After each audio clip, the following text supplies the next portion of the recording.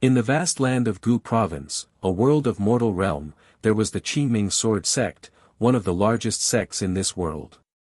In this heaven and earth, the reputation of this sect was known to everyone. In this sect, not only every 100 of years, there would be a group of cultivator who reached deity transformation, physique integration or even heavenly tribulating stage, but also that more than 3,000 years ago, there was a sect leader who broke through the heavenly tribulation and ascended to the immortal realm. Perhaps because of this, this ancient sect has survived several calamities for thousands of years and still stood. This year, it was the Qingming sword sect's disciple election which was held every 20 years. People from several countries, who were eager to find the path of immortality, gathered in the hanging sword town under the Qingming mountain.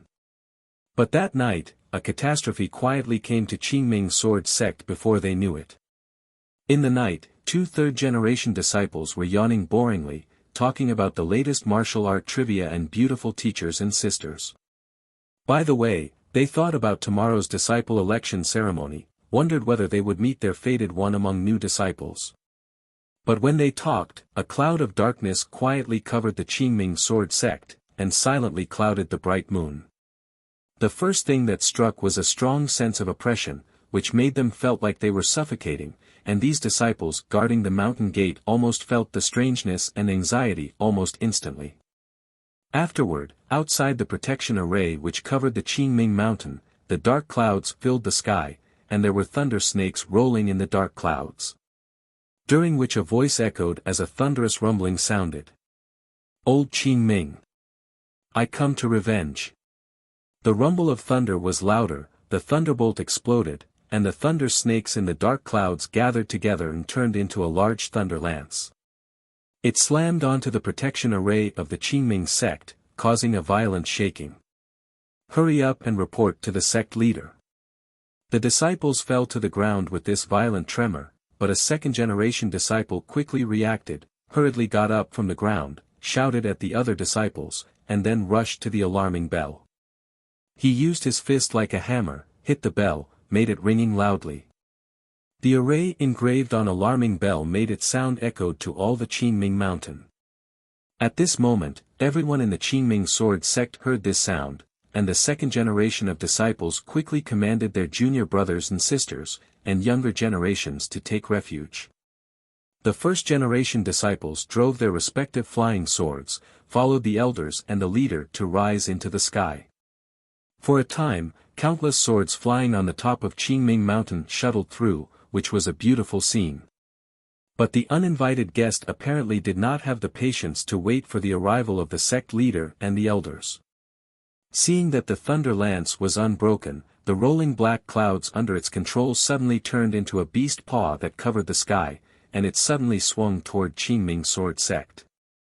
With a crisp sound, the protection array, which stood and protected Qingming sword sect for thousands of years, was crushed by the giant cloud claws like a soap bubble. The giant claws continued unabated and made a loud noise. From the mountain gate to the main hall, along with the whole mountain road, all of which were ruined. It was also at this time that a cyan sword light came directly from the cloud and turned into a cyan flying sword, which suddenly slammed in front of the giant cloud claw. A figure soared from the highest main peak of the Qingming mountain and turned into a handsome figure in a white robe, standing in the air, watching the dark clouds and coldly said, "Who is coming?" "Ignorant Junior.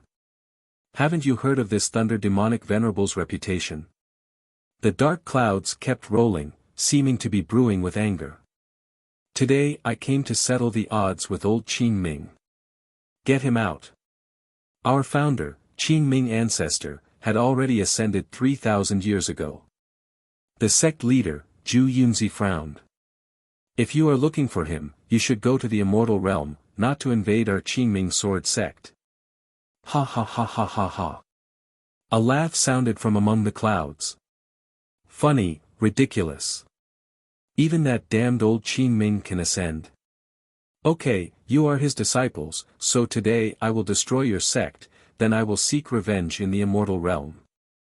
The dark clouds dispersed, and among the thunderclouds, a huge and immortal beast appeared, which had a wolf head and a horse body, followed by 3 hook-shaped long tails, entangled in black sullen thunder. Sure enough, it was the thunder beast sealed by the Ancestor 3,000 years ago. Seeing its true body, Zhu Yunzi frowned. This thunder beast had the bloodline of a legendary beast in the immortal realm. It originally had the strength equivalent to the physique integration stage. After falling into the demonic path, its strength has soared. Now it could almost rival cultivators in the Great Ascension stage. He was very confident, but he also knew that he could not be the opponent of this thunder beast.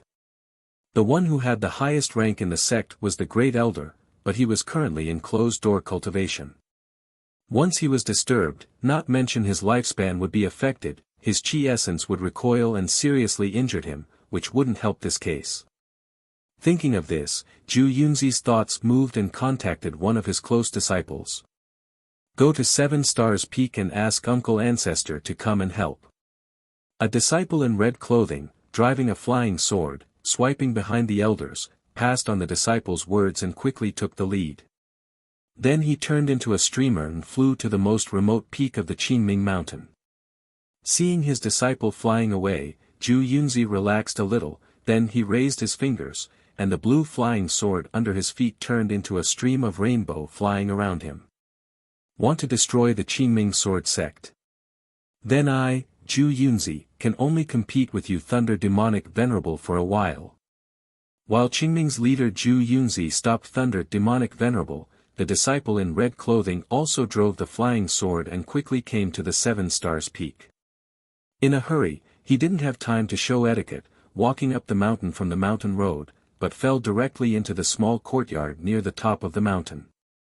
As soon as he landed, he knelt directly on one knee and shouted.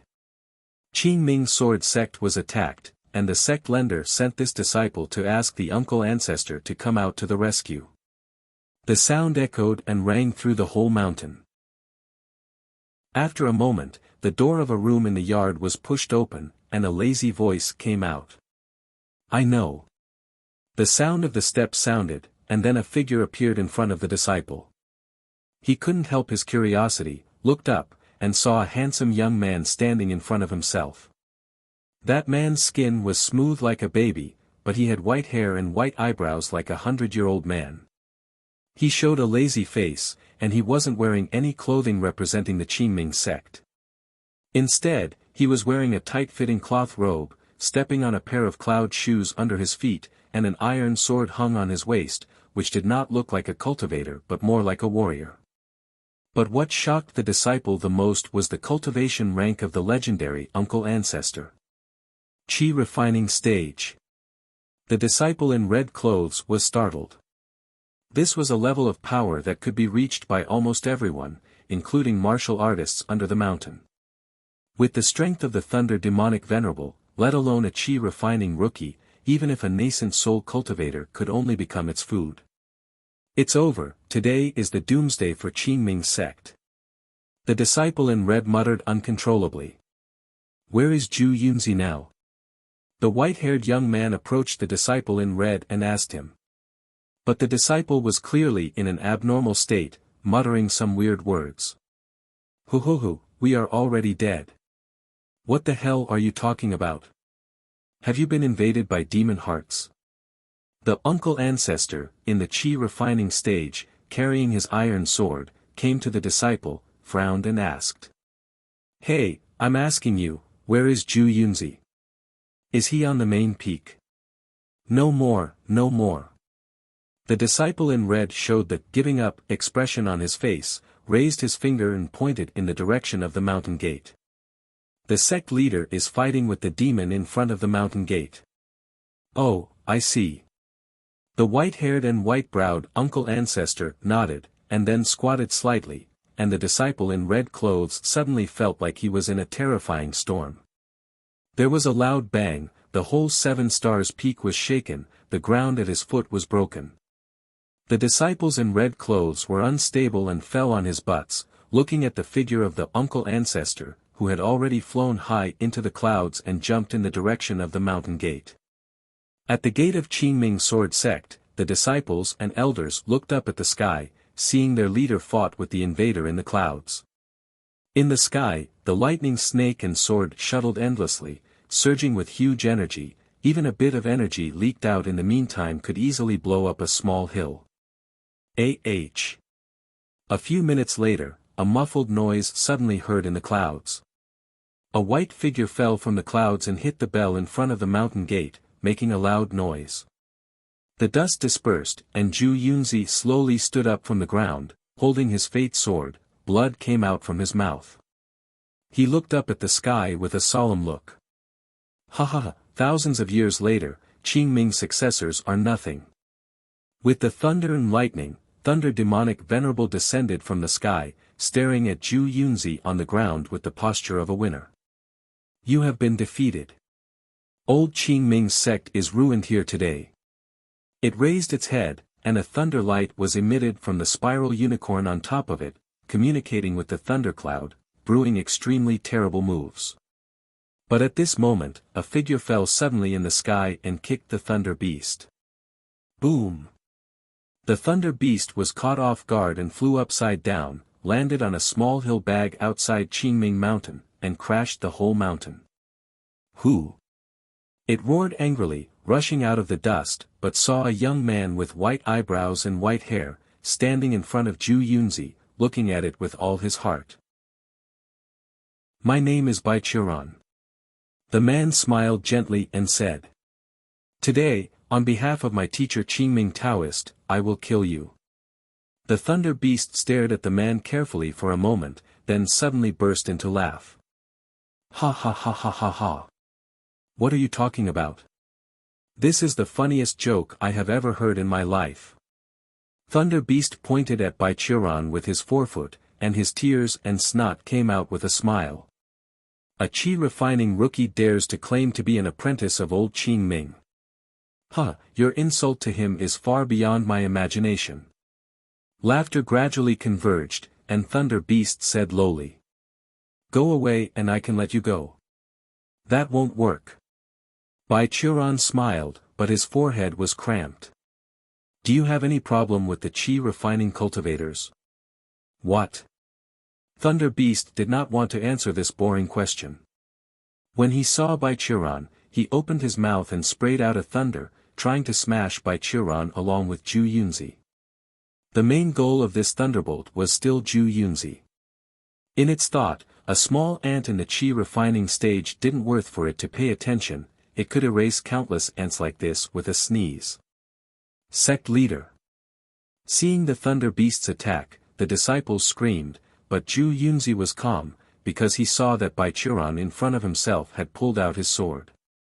His qi came out like the sea, lifted from Bai Qiran's dantian, ignited his sword blade, covered his sword in a burning flame.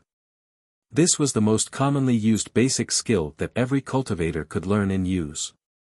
Red Flame Slash. The fire broke into the sky, divided the light into two, and then cast away, just like a hot knife cutting butter, cut the unexpected beast into two halves along with the mountains behind it. The light converged, and Bai Qiran threw away the sword whose blade was burned by red flames into molten iron, and then hummed coldly. Do you despise the qi refining stage cultivators? I'm very strong. Bai Qiran, this was a name that only existed on the Qingming Sword sect's oldest disciple list. 3,000 years ago, the demons of 9 provinces and 10 places were raging, and the civilians were massacred. At that time, all the major sects suffered heavy damage from the war with the barbaric devils and had not recovered their vitality, so they could only barely protect themselves. In this chaotic world, a brilliant talented genius emerged, Qingming Taoist. With the sword in hand, he killed countless demons and returned peace to 9 provinces and 10 places. After that, he came to a mountain in Gu province, adopted several talented and intelligent disciples, and founded Qingming Sword sect. Bai Qiran was one of the disciples who was adopted by Qingming Taoist. He was an orphan picked up by Qingming Taoist from the battlefield. Before Qingming Taoist found him, he wandered on the battlefield, stealing from the dead bodies to make a living.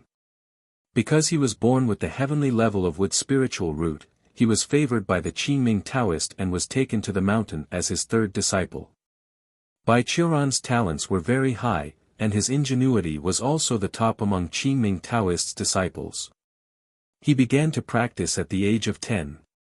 At the age of 12, he had broken the bottleneck of the physical condensate and condensed body, and formally entered the path of immortal cultivation. At that time, not only the entire Qingming sect, but also the whole cultivation world had high hopes for him, thinking that he would become the second Qingming Taoist. Bai Qiuran lived up to expectations, and he continued to work hard. At the age of 17, he became the youngest cultivator in history to reach the 10th layer of the qi refining stage. His master Qingming Taoist was overjoyed, and even postponed his indoor cultivation to deal with the heavenly tribulation, personally came out to build a stove and refined a superb foundation build pill for Bai Qiuran. With the master's gift and the blessings of fellow Taoist seniors from the same sect and in the cultivation world, Bai Qiuran started his indoor cultivation to break through the foundation establishment stage. He took the pill, stagnated the dantian, let the spiritual power flow through the bones and veins in his body. Then after 3 days, he broke through to the 11th layer of the qi refining stage. At that time, everyone didn't care about it and thought that it was Bai Qiuran's talents. Even the master Qingming Tao comforted Bai Qiuran, saying that, in ancient times, there are cultivators who can reach 15th layer in qi refining stage. They made great achievements later, so don't worry, everything is fine. 3,000 years passed, his master Qingming Taoist successfully ascended to the immortal realm. After his master ascended, his big senior brother took over the sect leader position, failed to pass the heavenly tribulation and died. Today even the youngest grandson of the 6th generation descendant of his youngest junior sister succeeded in advancing to the foundation establishment stage and learned to use the sword to ride the wind. And Bai Qiuran, as the most talented disciple at that time, successfully cultivated to the 66,664th layer of the qi refining stage. To this day, even the little child whom he picked up when he traveled more than 700 years ago has become the great elder of Qingming sword sect. That guy was currently in an indoor cultivation, prepared to deal with the incoming heavenly tribulation. Yet Bai Qiuran was still struggling to reach the foundation establishment stage. He never gave up. After Thunder Demonic Venerable was beheaded and killed by Bai Qiuran, Zhu Yunzi immediately responded, commanding the disciples to clean up the mess, and then led the elders together to greet Bai Qiuran at the main peak. This time, thank you so much for saving us. After arriving at the sect leader's courtyard on the main peak, Zhu Yunzi brought the elders into the chamber together. However, he did not attend the seat but left the main seat to Bai Qiuran instead. This Thunder Demonic Venerable is almost comparable to a great ascension stage cultivator.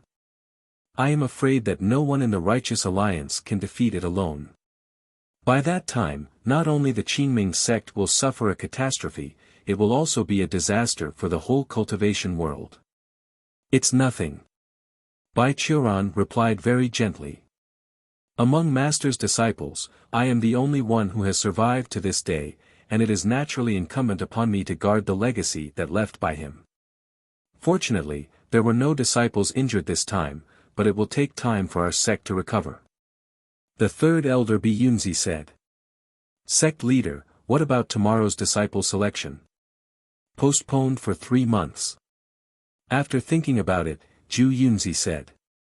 The Thunder Beast destroyed the arrangement we made for the selection of disciples. Don't cloud it, leave it to you, and restore the arrangement as soon as possible. As for the candidates waiting in the Hanging Sword Town under the mountain, Qingming Sword Sect has invested to cover their room and board for the 3 months. There is also the reconstruction work of the sect protection array and the mountain gate, which must also be brought up. The 6th elder Qing Junzi said gently. When sect leader was fighting with the Thunder Beast, the leaked energy destroyed a lot of buildings, including 2 warehouses. The materials inside were estimated to have been damaged a lot and needed to be supplemented and repaired. Well, I'll leave this to you, Qing Yunzi, you will lead a generation of direct disciples to supervise this matter. The funds needed, I will let Lu Yunzi allocate it to you. Zhu Yunzi calmly commanded. Yes. Qin Yunzi and Lu Yunzi, two female elders of Qingming sword sect, resigned to deal with the matter after taking orders. In the next few minutes, Zhu Yunzi and the elders discussed the recent Zhongmen affairs and arranged everything in an orderly manner. During this process, Bai Churan didn't say a word, just kept watching silently. When things came to a lag, he sighed. Time flies so fast. The innocent child who knew nothing at that time has now become the head of a sect. All rely on the care of Uncle Ancestor. Zhu Yunzi said to Bai Churan very sincerely. When he was elected as the next sect leader position, he has encountered the assassination of evil sects or even other sects in the Righteous Alliance. Facing these dangers, Bai Churan has saved his life many times. I'm relieved to see you there. Bai Churan laughed. I'll go down the mountain tomorrow. Why do Uncle Ancestor have to go down the mountain? Zhu Yunzi said. The selection ceremony for the Qingming sect is coming soon. Now that the Thunder Beast is attacking, the other sects must have received news by now. If Uncle Ancestor isn't present, maybe they will have other ideas. What are you afraid of? Bai Churan asked him. The Righteous Alliance has 5 major sects, among the other 4 sect leaders, who can be a match for you. This. Zhu Yunzi thought about it. I think, maybe, probably, if I'm unlucky. For the leader of 4 evil sects, who can't you beat? Bai Churan asked again. Okay. Zhu Yunzi hesitated. I think I should be better. Then why do you're afraid? Bai Churan waved his hand. That's it, I don't believe it. You are the head of the elders and the elders of the divine stage, can't you choose the disciples? It seems like that. Zhu Yunzi nodded, but asked again. Why is Uncle Ancestor suddenly going down the mountain? Since you moved to 7 Stars Peak, you haven't been down Qingming Mountain for hundreds of years. I'll do it recently. It feels like I'm about to break through. Speaking of this topic, Bai Churan's face showed a look of anticipation. I have a feeling that I will be able to successfully advance to the foundation establishment stage this time, but my super extreme incredible foundation build pill still lacked a few medicinal materials, so I need to go down the mountain to find it. Come on, Uncle Ancestor. Zhu Yunzi laughed. You said the same thing last time. Remember the hen you brought back 200 years ago? It already reached the golden core stage. What about you? Still in the qi refining stage, just broke through more than 10 layers. Do you know? Before the great elder began his indoor cultivation, he took my hand and smelt a tear, saying that the day he was out of his indoor cultivation, he's either dead or ascend. As a result, he might not be able to see the day when Uncle Ancestor successfully advances to the foundation establishment stage. Bai Churan clenched his fists, his face was as black as the bottom of the pot. Less nonsense. Regardless of the presence of several elders, he grabbed the collar of Zhu Yunzi. I'm going down the mountain, give me some money. Oh yes, also the heavenly heart grass. Uncle Ancestor. Zhu Yunzi's expression was changed. About the money, of course we should prepare for you, the heavenly heart grass.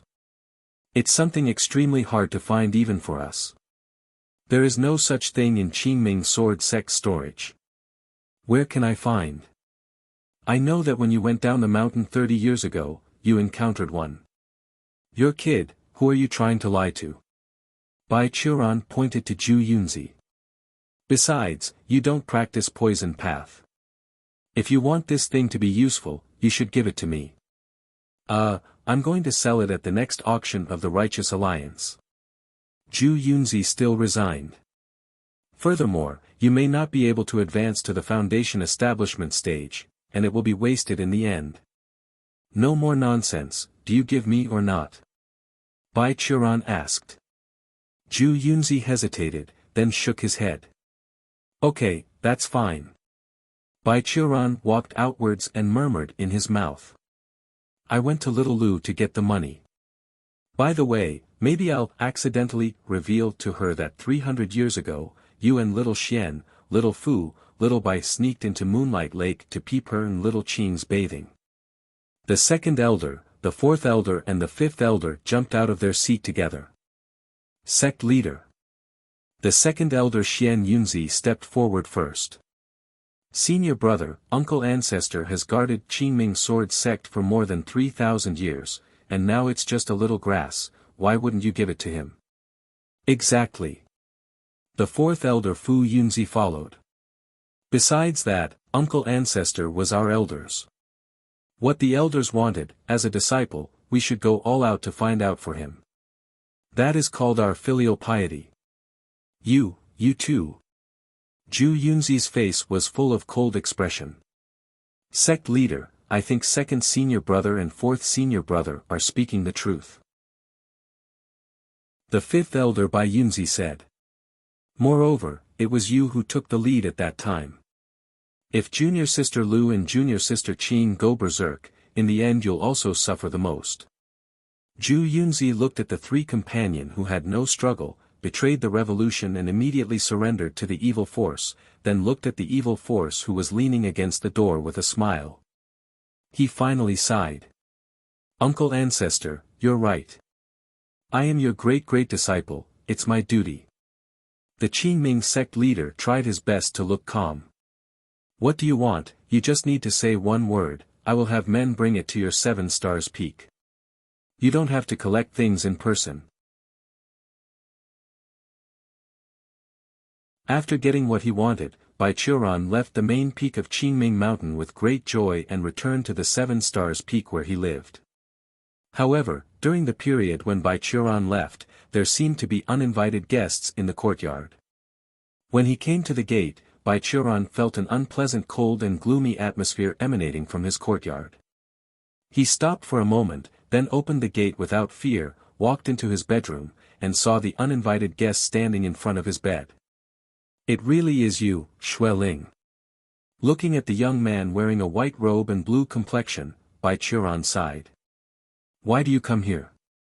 Bai Qiuran. The young man named Xueling looked at him with an emotionless face. Your life is coming to an end. Bai Qiuran's face cooled down, and the two looked at each other in silence. After a moment, he scratched his white hair a little irritably, and replied. Well, how does this day come again so quick? All right, I know, you can go back. But Xueling did not leave, instead stayed in place and continued. It's been over 3,000 years, you should give up. Give up what? Bai Qiuran insisted. Cultivators should persevere, they're brave and keep enterprising. Although you are a soul taker of the underworld, how do you keep thinking of persuading people to give up their lives? That's right, Xueling was one of the soul takers who was responsible for restraining the soul of the dead and bringing them to the underworld.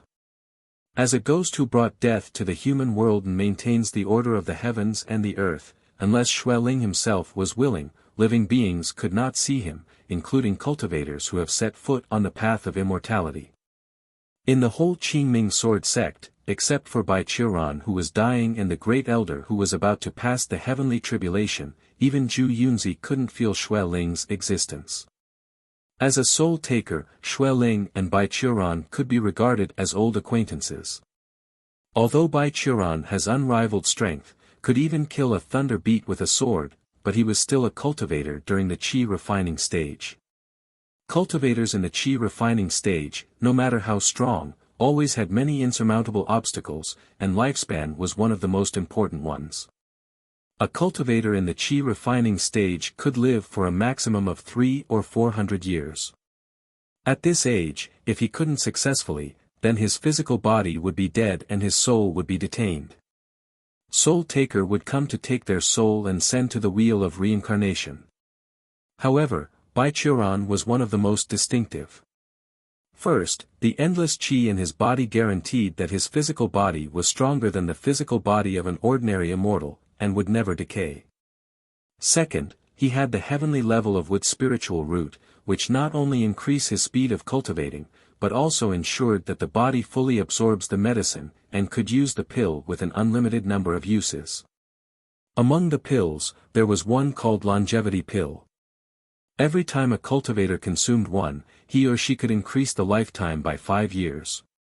However, because of its medicinal properties, the number of uses was limited, so it's generally used by those who are about to run out of lifespan to make a final struggle. But Baichuran did not have this restriction, so he relied on Longevity Pill to extend his lifespan to 1,000 years.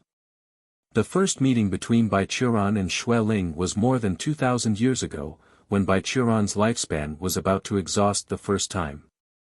At that time, Baichuran was traveling and was trapped in the palace of an immortal. Among the relics left, it's impossible to refine the Longevity Pill, so Xue Ling, a young ghost who had just become a soul taker, came to take his soul. At that time, Baichuran also felt that he was going to make a breakthrough. With the dream of advancing to the foundation establishment stage, he struggled to resist, not only breaking the chain of restraining soul but also beating Xue Ling in turn. Xue Ling was also stubborn as a mule, so he kept chasing Baichuran relentlessly for a few months. Only after the latter refined and ate another Longevity Pill, he then returned to the underworld with unwillingness. The two ended up being rivals like this. For more than 2,000 years, whenever Baichuran's lifespan was about to run out, Xue Ling would come out to trouble him. The fighting between the two once caused the underworld and even the immortal realm to pay close attention.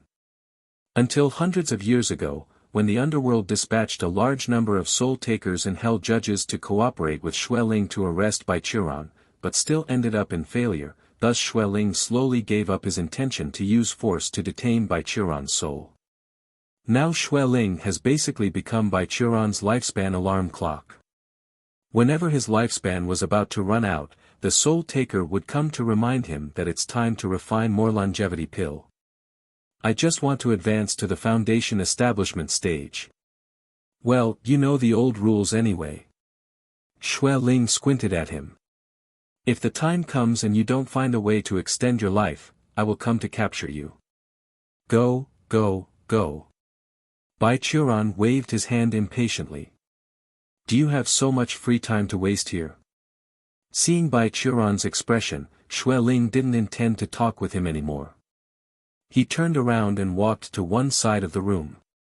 Then the figure faded gradually and disappeared into the corner of the room.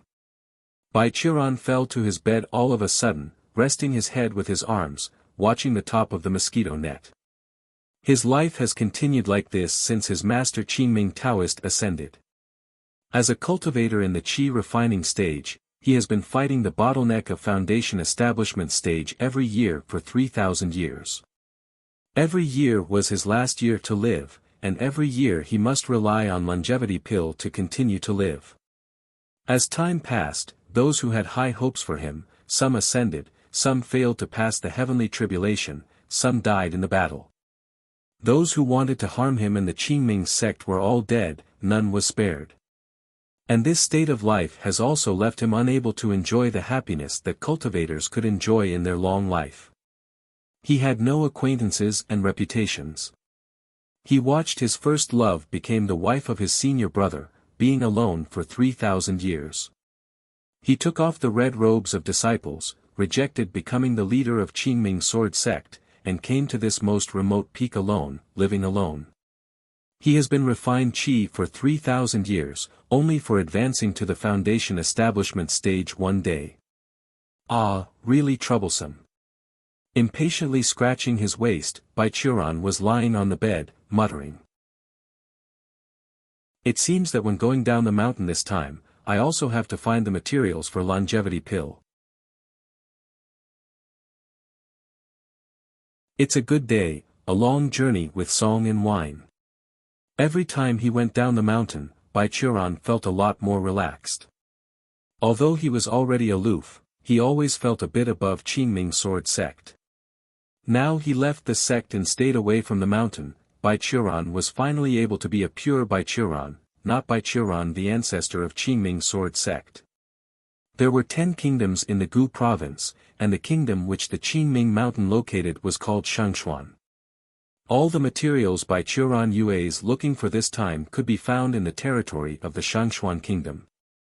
After going down from Qingming mountain, Betrothal bypassed the Hanging Sword town and then walked towards the area controlled by the royal family of the Shangxuan kingdom. Although he could not ride the sword, by his own strength, Betrothal could still achieve the same speed as sword flight, but he did not like that. For 3,000 years, Betrothal has already lost the feeling of hurriedness or impatience to complete the task. This time he went down the mountain not only as a trip to collect materials but also as a journey. So instead of rushing to get on the road, he went to the nearest town under Qingming mountain, bought a horse, and then leisurely traveled along the official road of Shangxuan kingdom. But after a short walk, Betrothal was blocked on the road by a group of bad-looking gangsters. "Excuse me." Facing this group, he quickly analyzed and knew their strengths were about the middle of the forging stage. The strongest was the man in the late forging stage. He asked with a gentle smile, "Why do you stop me here? Is there any request?" "Request?" Several big men surrounded him in groups, and the one headed out showed the big sword with the copper ring in his hand and licked his tongue greedily. "That is, when we see you, we think you are the son of a noble family, thus we want to borrow some money." "Is this robbing?" Betrothal said with a smile. "Everyone, if I remember correctly, this is the official way of Shangxuan kingdom." "What about official ways?" Those robbers laughed. "The emperor is now in critical condition. The soldiers stationed in this official way have long been transferred. If you don't give money to us, even the immortal can't save you today." Does the situation in the Shangxuan kingdom become so serious nowadays? Looking at the bandits who were laughing around, Betrothal thought silently in his heart. He remembered that when he came down the mountain hundreds of years ago, Shangxuan kingdom was still a peaceful country, and the people lived in harmony. The Gu province and nearby areas were all protected by the Qingming sect, and there was no sect that would dare to come to attack the Qingming sect. The local breeds of demons and monsters were generally dealt with by the Qingming sect disciples who traveled down the mountain, so generally, there were only two reasons that could make Gu province fall into chaos. Mutual wars between the 10 nations, or chaos caused by battles for power among nobles. Things like this are generally ignored by Qingming sword sect. After all, as a cultivation sect, Qingming sword sect was still seeking the ascension, not the power of the mortal world. The changing of the rulers was something that the Qingming sect did not need to pay attention to, and tried their best not to pay attention to it. Cultivators do not involve the struggle of mortal forces. This was the teaching of Qingming Taoist to Betrothal and others, which he passed down all along. However, encountering robbers and thieves on the road was a different matter. The battle between the powers of Shangxuan's nobles was their own business, but these bandits would harm every innocent who passes this road. Thus when encountering such people, disciples of Qingming sword sect have always done their best. Thinking of this, Betrothal still kept a smile on his face, but his right hand quietly held the sword handle around his waist, and his thumb gently pushed out a blade. The blade has not come out the scabbard, yet everyone felt chill. Seeing Betrothal's movements, the gangsters realized his intention of resisting, so they also raised the weapon in their hands. But at this moment, someone suddenly sounded. "Stop it!" A figure flew over from behind, kicked the closest bandit, then landed on the ground. The bandits were frightened apart, and they were alert to Betrothal and the coming person, while Betrothal looked at the person who came. That was a teenager about 15 to 16 years old, with fair skin, a handsome face, and black hair. He had a man's hair bun behind his head and tied it with a white square scarf. He was wearing a white knight's gown embroidered with a flowing cloud pattern, holding a 3-foot sword in his hand, looked like the child of a noble family. At this moment, this little boy was stood right in front of Betrothal with a straight sword, scolding the bandits. "In the daylight, even dare to rob on the official road, you really don't put Shangxuan's law in your eyes." "Law?" The bandits glanced at each other, and then laughed at the same time. Fuck the law. Whoever wants to put that useless code in the eyes, the only true thing is that filling the stomach. Brothers, go together. This is also a fat sheep. Boss, you have to show mercy later. One gangster licked his tongue. We haven't vented our sexual desire for a few days. This boy is a pretty boy, I have an idea. Go to hell. The head bandit kicked him. Do you want to do it with a male? After we have grabbed the money, won't it better that we find some prostitutes in the city? But we are wanted criminals. The gangster said grievously. There are no soldiers on the official road, but the city is different. We will be killed the moment we enter. The head bandit thought for a while, realizing this was the truth, so he looked at Baichuran. Okay. This white-hair boy looks pretty good too. We'll capture both of them. Hearing the conversation of these bandits, the fledgling boy over there was flushed with anger, and although Baichuran was still laughing, there was a little killing intention in his smile. 3,000 years of cultivation gave him a good temper, but it didn't mean that he wouldn't be angry. Shameless bandit. However, the boy seemed to be more excited than him. As soon as the gangsters were ready to take action, he immediately pulled out his long sword and started off first. A bit of chi emanated from his body, a little golden light appeared on his blade, and then he waved at these bandits with that golden sword, cut off the head of the gangster who had just made this suggestion. Oh, it turned out to be a fellow Taoist in the chi refining stage. Baichuran thought. Although the chi refining stage has been counted as officially entering the path of cultivation, it did not mean that there was no chi refining stage cultivator in the mortal world. In the big families, the royal family, or the martial arts, there were a few one reached this stage. In this stage, they could extract the chi from the body to attack the opponent or formed a layer of defense on the body surface, which was 10 times stronger than the peak of the forging stage. This was the real power of the chi refining stage. Baichuran, whose chi could split the mountains and the sea, was already a different kind of monster. Blood splattered, and the headless corpse fell on the onslaught path. When they saw the golden sword, the gangsters' expressions changed greatly. Chi. This is a grandmaster in martial arts. The head gangster shouted and ran towards the mountain forest without looking back. Run! Several gangsters threw away their weapons in a crying, ran to the forest next to them. The young boy stood in place and looked at them with a cold face, but did not intend to continue to pursue. However, he didn't plan to kill them all, but Baichuran planned to kill them all. The next scene stunned the noble boy. A dash of white rainbow suddenly crossed, and within a semicircular range of tens of meters from the mountain road, all the trees appeared a sword mark on the same horizontal line. With a sound of crackling, no matter how thick they were, all the trees broke into two along the sword mark, then fell down. Along with the trees, the gangsters were also swept across the waist by this sword, and divided into two from there.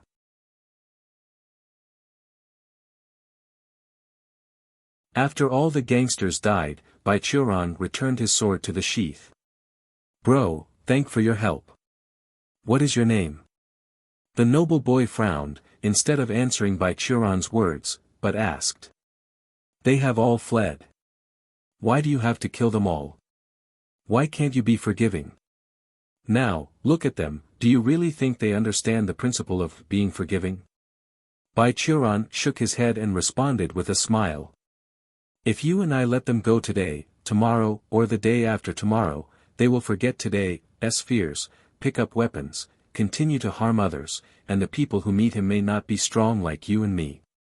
What do you think will happen? Killing them all, it is to save more innocent lives. The boy bit his lip and remained silent. Seeing that, Baichuran continued to ask. Bro, haven't you told me your name? What's the use of knowing my name? The boy put his sword back and said. We just meet by chance, I see the unevenness and try to help. Goodbye. No, we meet by destiny. Baichuran said with a smile. You came to help, and it is reasonable for me to treat you a drink. With your strength, you don't need my help at all. You owe me nothing. The boy refused. You're going to invite me to drink, and I'm ashamed of it. No, no, strength is not important to me. What matters is the courage and chivalry that make you willing to stand out when seeing an unevenness. Bai Churan insisted. I'm respecting you, yet you didn't want to tell me your name, it was too disappointing. The noble boy showed hesitation. After a moment, he gritted his teeth and replied. My name is Tang Wei. Hi, brother Tang. Bai Churan took back his own horse that had run aside because of the fright. Brother Tang, do you know where there is a restaurant nearby? I'm in a very good mood today. I must invite you for a drink. 2 hours later, Bai Churan sat in the opposite of Tang Wei in a restaurant beside the official road of Shangxuan Kingdom. On the table were a bottle of wine, 2 pounds of cooked beef, and 2 sautéed side dishes. Come, brother Tang, drink a cup. Bai Churan raised his cup and said enthusiastically to Tang Wei. What? Tang Wei reluctantly held up his cup, touched Bai Churan's, and then took a sip. The liquid in the throat burned his esophagus like a blaze. Tang Wei stretched his face, turned his head, and then spat out his tongue quietly in a spot that Bai Churan couldn't see. Brother Tang, is this your first time to go out? Seeing Tang Wei's unnatural reaction, Bai Churan said with a smile. You don't have to drink too much. The most important thing about drinking is mood. Being drunk is not only a mistake, but it is also bad for your body. It's not like what a person who is trying to force people to drink will say. Tang Wei sighed and put down the wine cup in his hand. Sorry, this is my habit, mainly because I really want to make friends with brother Tang. Bai Churan said with a smile. Don't you think it would be a great pleasure to meet someone who is interested in you and have a drink together? It depends on the time and the occasion. Tang Wei sighed and said. I'm on my way and I have work to do. I do too. Bai Churan said. But since some time ago, I have understood a fact. I don't have to be so anxious on the road of life, enjoy the good things on the side of the road, that is the meaning of life. I used to focus too much on one thing and ignored a lot of things in life. So even if I have a life or death urgent now, I'm not in a hurry. After that, he added another sentence in his heart, anyway, the soul taker can't beat me. Tang Wei muttered, urgent? I think you're pretty laid back. Then you say that you are in an urgent situation. Where are you going? Tell me about it. I mainly came out to pick some herbs this time. I need to eat it myself. Bai Churan picked the cooked beef with chopsticks and then replied. In terms of location, I remember it was in the middle of the Mang mountain in the middle of the Shangxuan kingdom.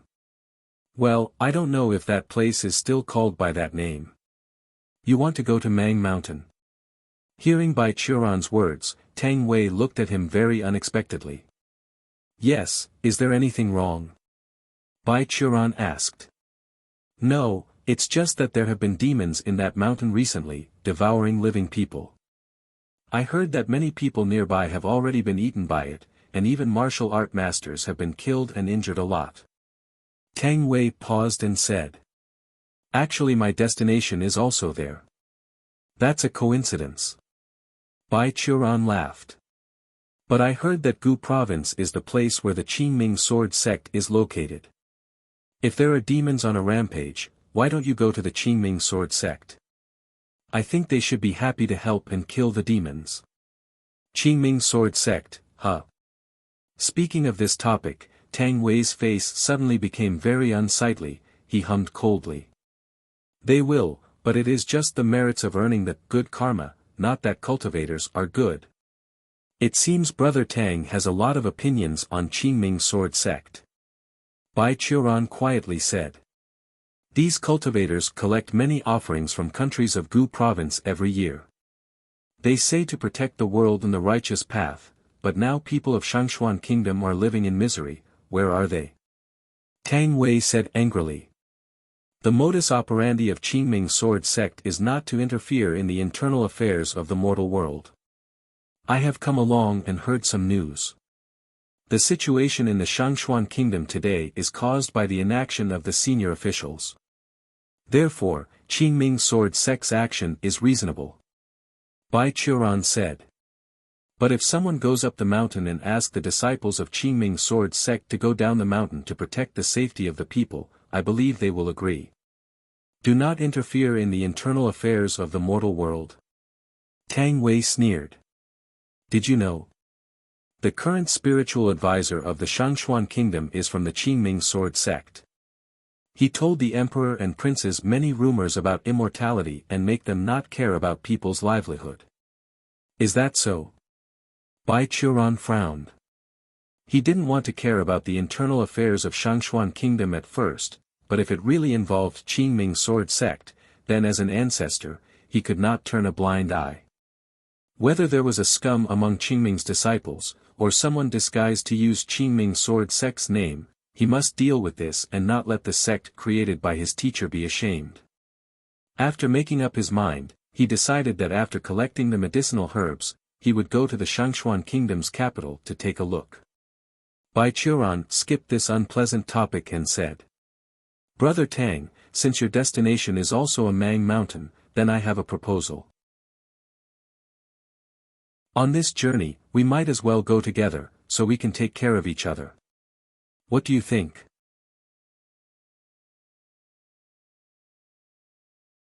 On the official road of the Shangxuan kingdom, two people rushed side by side. The former person may be not an expert on equestrianism, but everyone could see that he has received specialized equestrian training and could control the horse skillfully. The latter man seemed a bit awkward. He seemed very uncomfortable with horseback. He didn't know how to use horse ropes to steer the horses. He didn't dare to let the horses run up, thus he only dared to let it walk slowly. Everyone could see that he's a novice on horseback. Brother Tang. Bai Churan, who was falling behind, shouted. Please wait for me. Right before the night fell, the two entered the small town next to Mang Mountain. Tang Wei found a vacant inn in the town, and the two settled for the time being. Although not feeling any tiredness at all, Bai Churan immediately ordered a table with good wine and dishes to reward his stomach, while Tang Wei ran to the innkeeper and asked him about the demon. The demons of the Mang Mountain. Speaking of this, the shopkeeper of this inn immediately frowned. Ah, it has really been very fierce recently. Many people in several villages and towns nearby have been killed. I heard that the demon acted very fast. When it attacked people, others could only see a dark shadow, and people who were attacked were dead without corpses. It was not afraid of people at all. They acted during both the day and night. There were many martial artists who went to kill the demons, but they did not return. We did not know when it will come to our town to catch people. I hope those immortals who live on the mountain can manage it. No need for them. Tang Wei raised an eyebrow and said. We mortals must rely on ourselves. Do you want to get rid of the demon? The shopkeeper pointed to several tables in the inn, and on those tables were some people who looked like martial artists. Then I suggest that you can discuss with those experts. With the wealth and the reputation of being heroes who kill the demon, I think they should agree to go together with you. The demon is very dangerous, so don't kill yourself. Haven't the government here issued a reward order for demons? Tang Wei raised an eyebrow and asked. Of course not. Now that the emperor is obsessed with immortality, he has no care about the lives and deaths of grassroots like us. The shopkeeper turned the ledger and lowered his head and said. The government's money now has to be supplied to the alchemy of the spiritual advisor. They haven't had time to squeeze the people. Where would they be willing to take out the money to ask people to remove demons?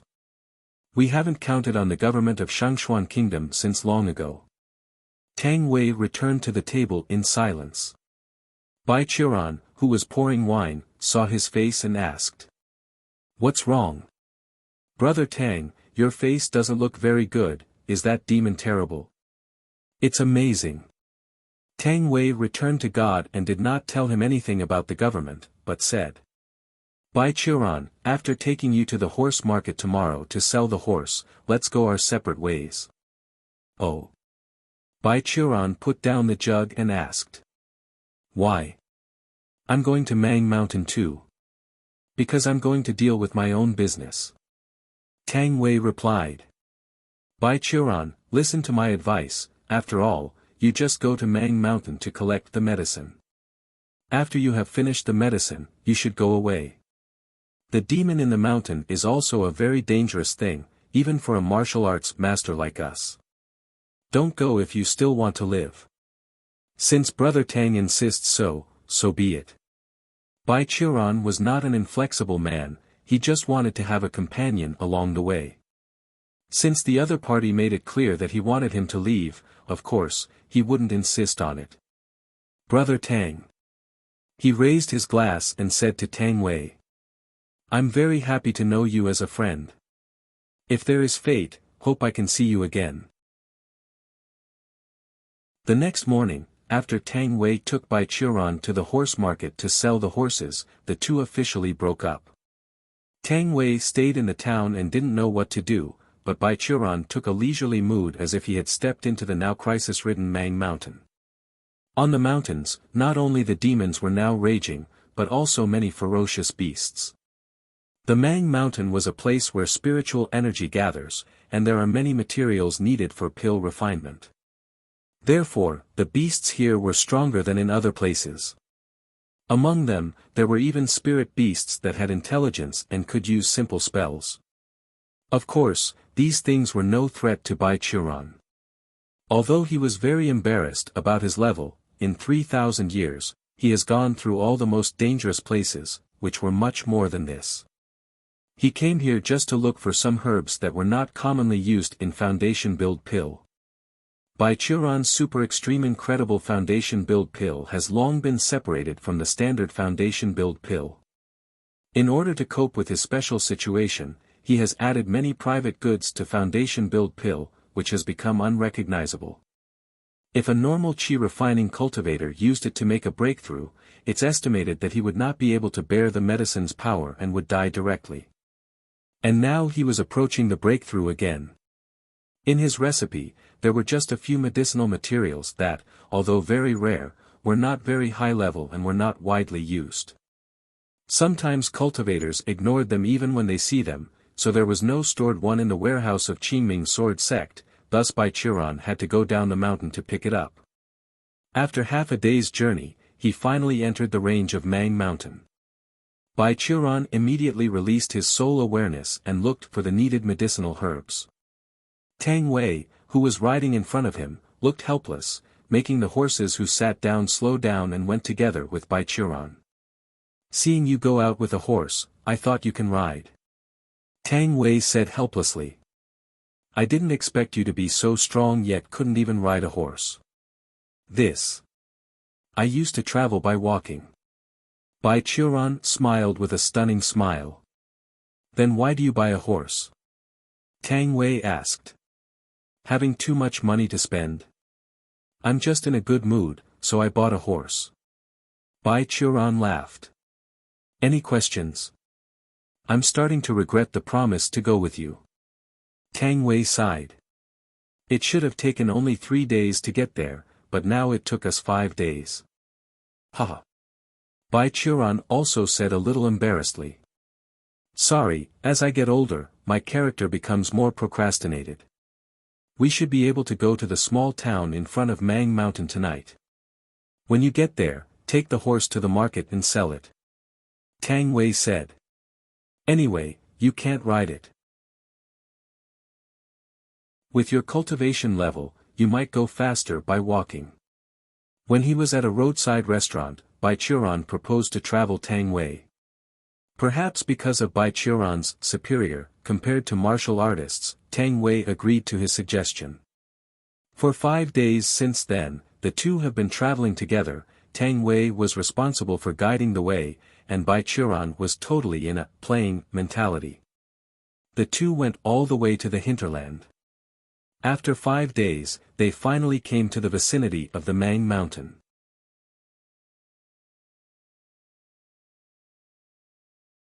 Although he hasn't advanced to the foundation establishment stage yet, after 3,000 years of continuous training, Baichuran's soul awareness was very powerful. His soul awareness has even reached a level where he could form the physicalized attack with his mind, which was even more terrifying than the average immortal. Standing in the Mang mountain, his soul awareness spread out in all directions, and he easily found the location of the medicinal herbs he needed from the vast Mang mountain. In the meantime, he even encountered a huge black snake that was about to turn into a demon in a mountain stream. This man-eating snake wanted to swallow him, so it was chopped to death by his palm. By the way, he got a demon core in good condition, ready to be added to the pill to improve its effectiveness. Well, this is the last herb. On a cliff, Baichuran picked a wonderful herb like a human heart from the rock wall, put it in his own storage bag, and then fell to the ground. Now the materials for my foundation build pill are complete, it's the time to find the materials for longevity pill. In Baichuran's mind, Xue Ling's dead face appeared, and his original good mood became a bit gloomy. Well, it's really unpleasant. Why do other people live for 3,000 years, they can jump out of the limit of the underworld and live forever and carefree, but I live for 3,000 years, yet I was cursed every year by the soul taker. The world is really unfair. After all, but in order to continue his own dreams of advancing to the foundation establishment stage, longevity pill still needed to be refined. Although the underworld couldn't take his soul, they were still an important part of maintaining the normal operation of the heaven and earth order. His mentor Qingming Taoist was still in the immortal realm. If Baichuran's wanton behavior affects the future of the Qingming Taoist in the immortal realm, it would be bad. Thinking of this, Baichuran didn't delay anymore. He packed his storage bags and left the cliff, but he still had a place to go before leaving the Mang mountain. As a member of the Qingming sword sect, if there were demons who harmed people, and, no matter how others evaluate them, Baichuran couldn't let it go. Before scanning the mountain with soul awareness, he also found the demon's nest. Before leaving, Baichuran decided to take a trip and kill the demon, so that it would not be able to continue to devour people anymore. Moreover, just as the nest was placed in an area with heavy negative energy, there were a few herbs of refining longevity pill grew there, so he could reach two purposes with one effort.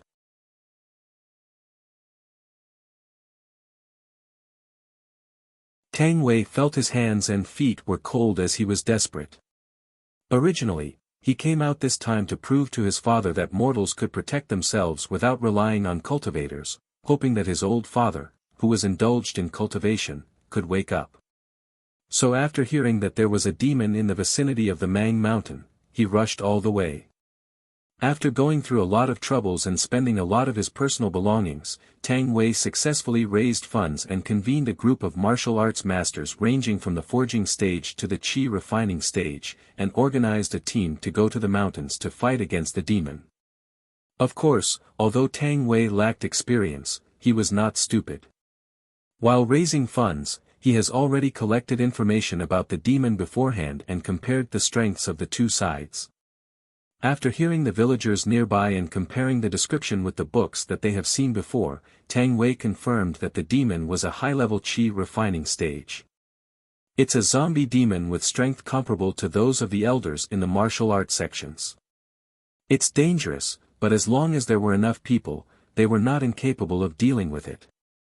So after pulling up men and horses, and preparing two things which zombie demon was most afraid of, oil and peach wood, Tang Wei led the team to climb the mountain.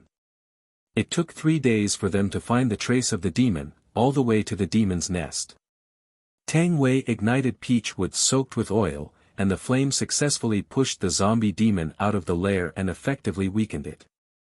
Although this zombie demon was still extremely difficult to deal with the assistance of several masters in the qi refining stage, Tang Wei still successfully suppressed it and gradually pushed it into a dead end. But when the demon was about to be killed, in the cave, suddenly a zombie demon with similar strength but was fully intact came out. This time Tang Wei's team fell in severe danger.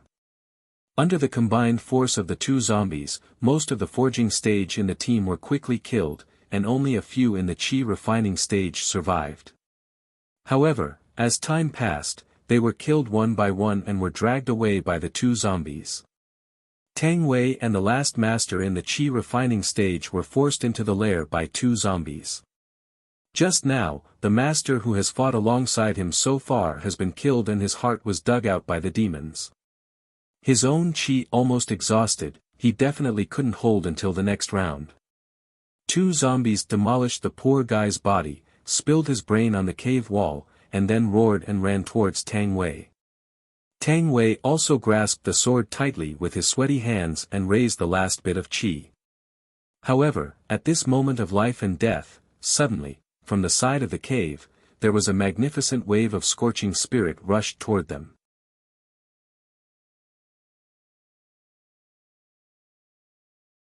It was a slap of strength.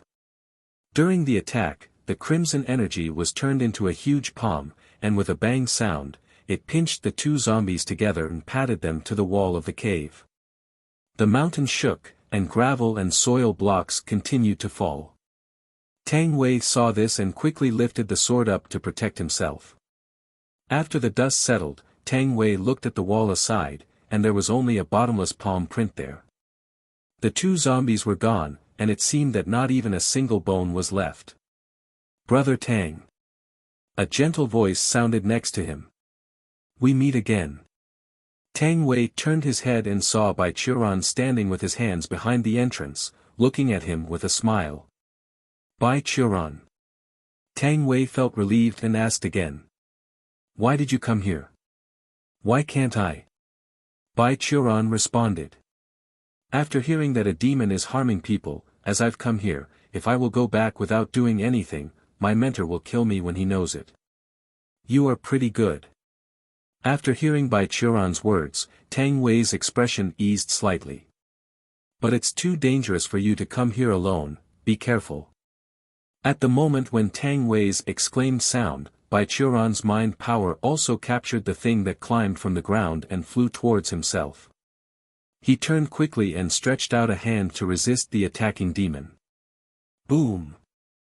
When a wave of air exploded, Tang Wei looked at what was blocked by Bai Churan and exclaimed. "Another zombie demon, how many are there?" "There are many such things." Bai Churan, who was wrestling with the zombie demon, was still relaxed, but at this moment, he heard some wonderful sounds in his ears. He lowered his head and looked, then raised his head up slightly and said to Tang Wei. "Brother Tang, we may have a bit of trouble." "What?" Tang Wei looked at the zombie demon that constantly pressed Bai Churan, and asked nervously. "Are you unable to hold up?" "No, I'm quite capable." Bai Churan gave a glare to the land under his feet. "But this ground under our feet may not be able to support us, it is hollow underneath." Tang Wei looked at his feet. Sure enough, at the foot of Bai Churan's feet, a circle of web-like cracks appeared, and it continued to expand. Bai Churan. There was cold sweat on his forehead. "How big is this hollow area?" "I don't know, but we will fall anyway." Bai Churan nodded. All of a sudden his feet were empty. The floor finally couldn't withstand the wrestling between him and the zombie demon, and it slumped. "See, Brother Tang, we are falling." "Don't watch, help me, ah. I ran out of chi." Tang Wei waved his arms in the air, screaming like a woman. "I'm coming." Bai Churan tapped on a small rock in midair, kicked the zombie demon who had entangled himself before stepping on his foot, then stepped on the collapsed floor fragments, jumped towards Tang Wei, and held his hand. But at this moment, in the darkness next to him, two zombies demon rushed over, trying to attack Tang Wei and Bai Churan who were in the air. Bai Churan snorted, holding Tang Wei by one hand, and then issued the palm move with one hand, crushing the two zombies, but because of this delay, the ground was also close. Bai Churan had no time to adjust his posture, just had enough time to create a ball from his chi to protect him and Tang Wei. With a slam, the two rolled on the ground, Baichuran cushioned underneath and then rolled several consecutive times due to the subsequent impact.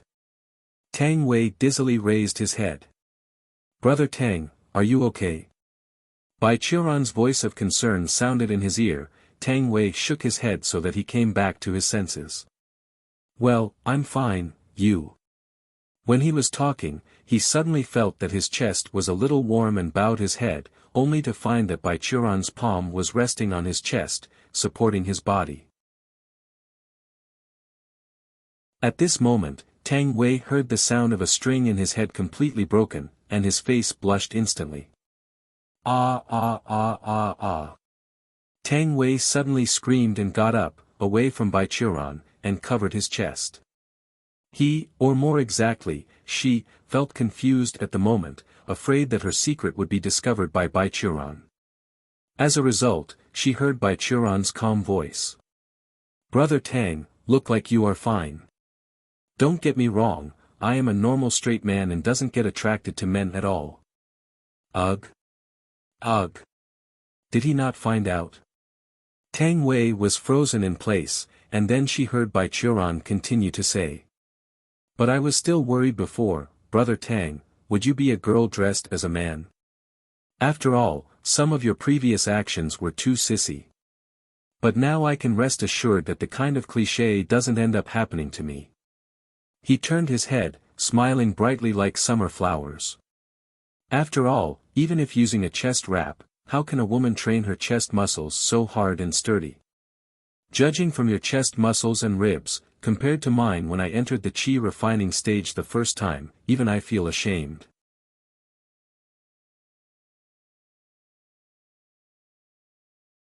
Tang Wei gritted her teeth and squeezed her fist tightly, shaking her body. Although Baichuran did not discover her real identity because of this accident, how could she feel so angry in her heart? But Baichuran apparently did not notice her emotions. The man stood up slowly, patted the dust on his body, and then extended his finger. A ball of light appeared at his fingertip, lighting up the surrounding darkness, and Tang Wei saw the bones piled up on the ground. Sure enough, the main body is underground. Looking at the bones on the ground, and scanning the depths of darkness with mind power, Baichuran said. "Let's go, Brother Tang." Knowing that the current situation was not the time to throw tantrum, Tang Wei suppressed her anger, took a deep breath, and then asked. "Where do we go?" "Go get rid of the demon's main body." While Baichuran was talking, he lighted the light ball and turned to the depths of darkness. Tang Wei hurried to catch up with him and asked. "What do you mean? Those zombies are not demons. That's not its main body, it's just one of its components." Baichuran explained while walking. "You can see it in 2 more steps. This is the main body of it." Stepping on the white bones on the ground, in the swaying light, Baichuran took Tang Wei and moved toward a direction. Perhaps the previous zombies were all its combat power. On the way, although the atmosphere was ghostly and terrifying, there was a persistent stench in the air, but after all, no zombie demon attacked again. After 2 minutes of walking, Baichuran stopped. "See, that's it." He raised his hand and tossed the small ball of light on his fingertips into the sky.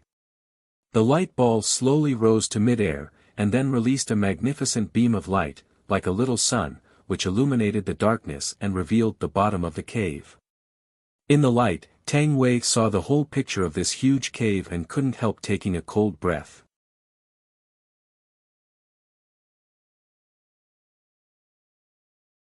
The area of this cave was much larger than that of the cave that collapsed before. Tang Wei estimated that it covered an area of thousands of square meters.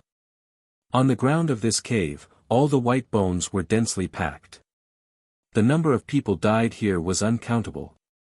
In front of Tang Wei and Baichuran, on the hill formed by a zombie, a naked, emaciated female zombie was sitting on it.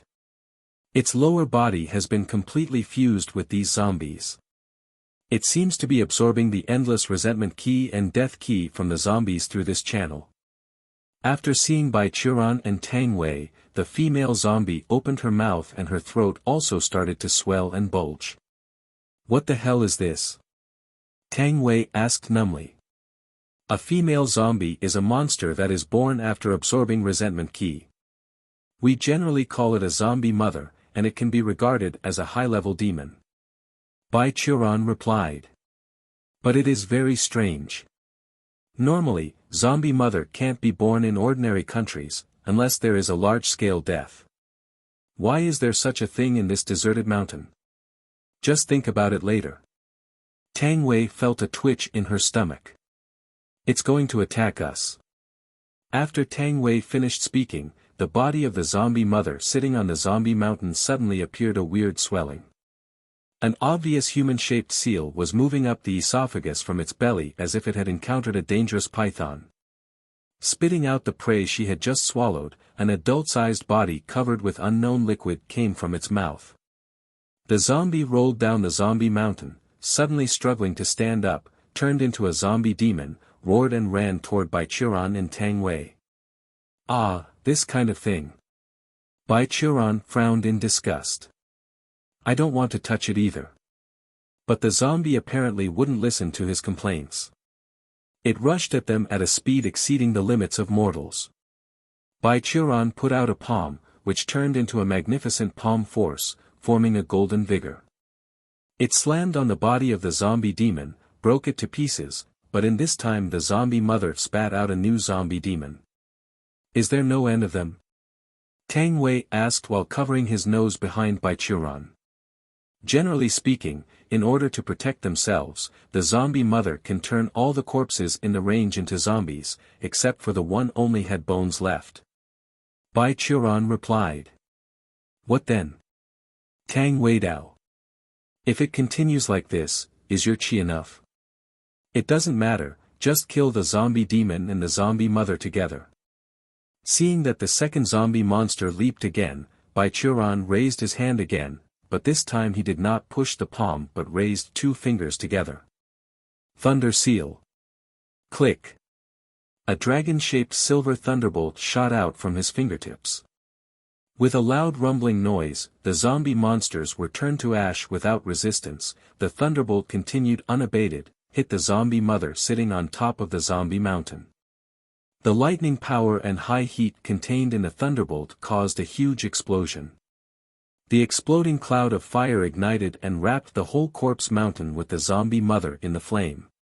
Tang Wei saw that the demon twisted her weird limb desperately in the flames, and made a weird cry that made people feel nauseous, before being turned into ash.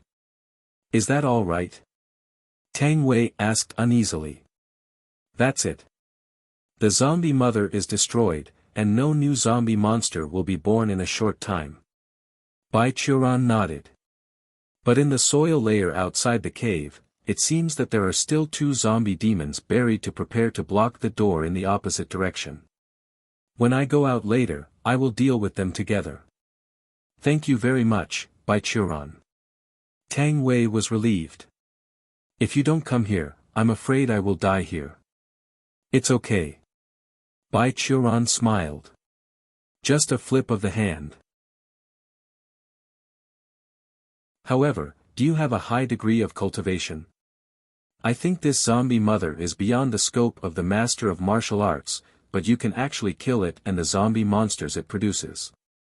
Moreover, there is no record of this demon in the books of my family. Why do you know it so well? Tang Wei asked again. Bai Qiuran, who are you and where do you come from? What if I say I am a cultivator of the Qingming sword sect? Bai Qiuran said with a smile. Tang Wei looked at him solemnly for a few seconds, and suddenly smiled, saying, Don't joke with me. No matter who you are still in the qi refining stage. I can see that you don't have the true essence that foundation establishment stage has.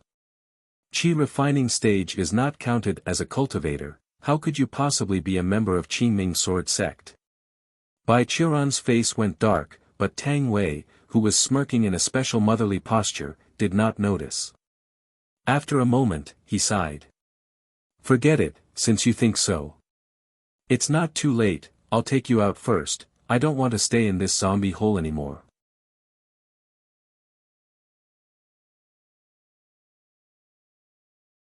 When stepping out of the cave and seeing the sun again, Tang Wei really felt a strange feeling of being born again. Perhaps it was because the zombie mother in the ground has been destroyed. The dead forest in front of the cave seemed to be a little bit brighter. Although the gloom was still there, the atmosphere that made people feel disgusted and fear has disappeared. After breathing a few times of fresh air, Tang Wei remembered the business and asked Bai Qiran. Bai Qiran, where are the two zombie demons? It's deep in the dead forest ahead. Bai Qiran pointed. What?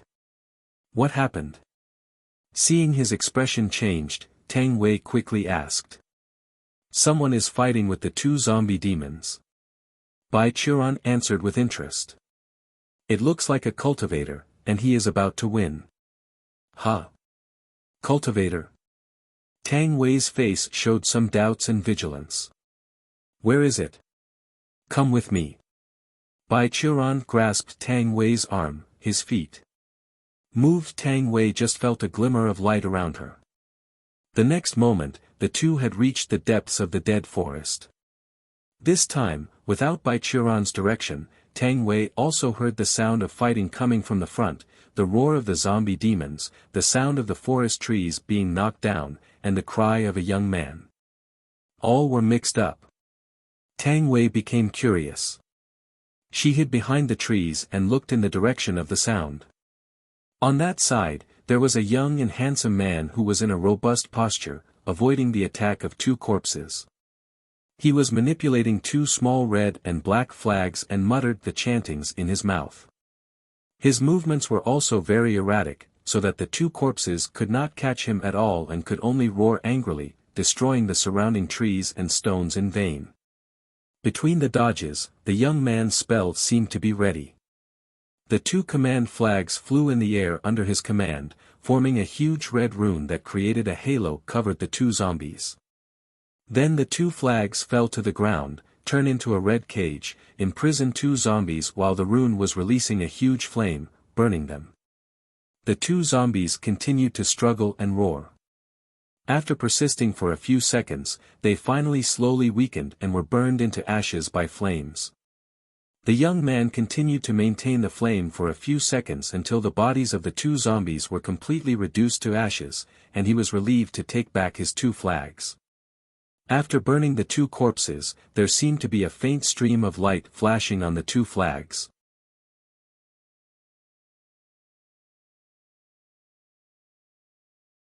It's Sima Inbo.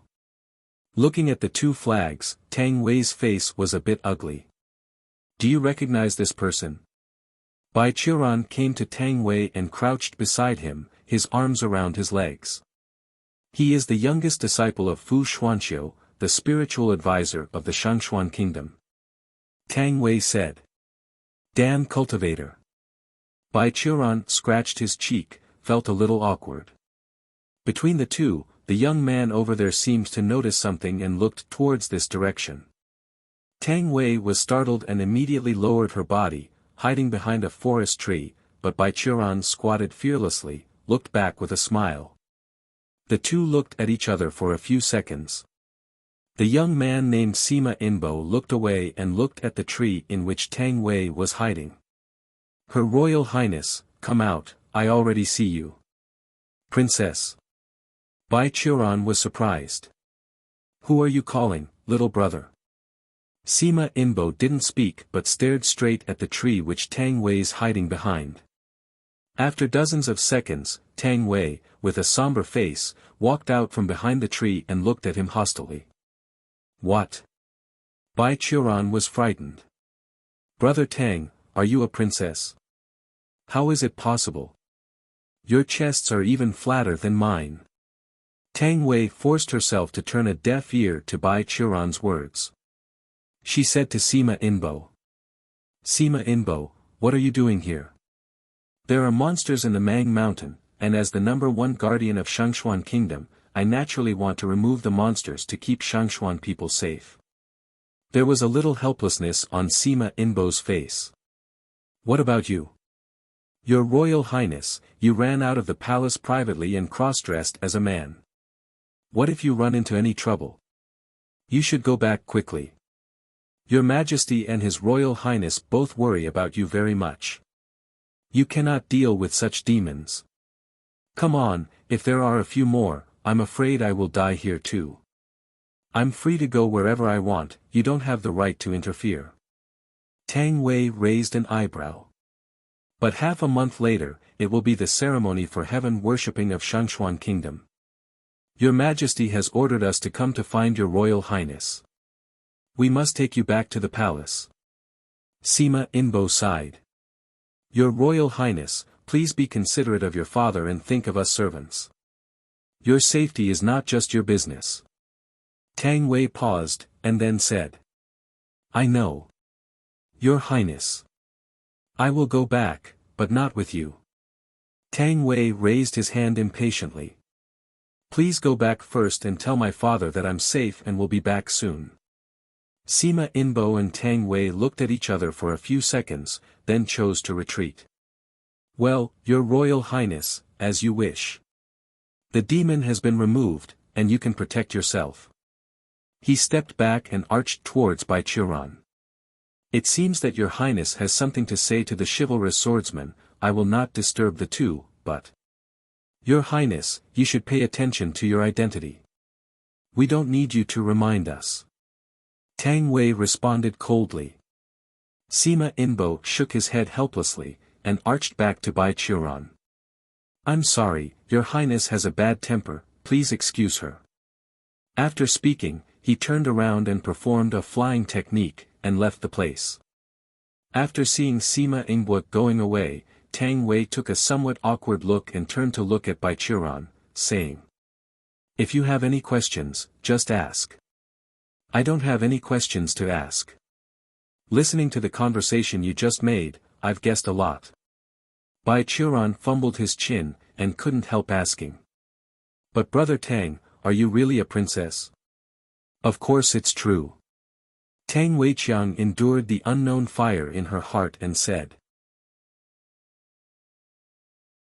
As she read in novels, when women who cross-dressed as men were recognized by their companions, they were surprised, shy, embarrassed, and ecstatic, but this was the first time Tang Wei met someone like Bai Qiuran who still doubted the truth.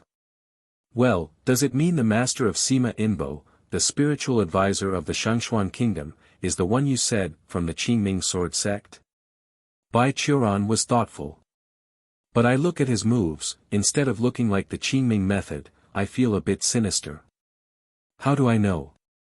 Our understanding of Qingming sword sect only originated from ancient books. Those cultivators will not communicate with us except to go down to the mountain to search for apprentices. Tang Wei said indignantly. It's okay, I'll look for the answers to these questions myself. Bai Qiuran said with a smile. My last question is, Brother Tang, what is your real name?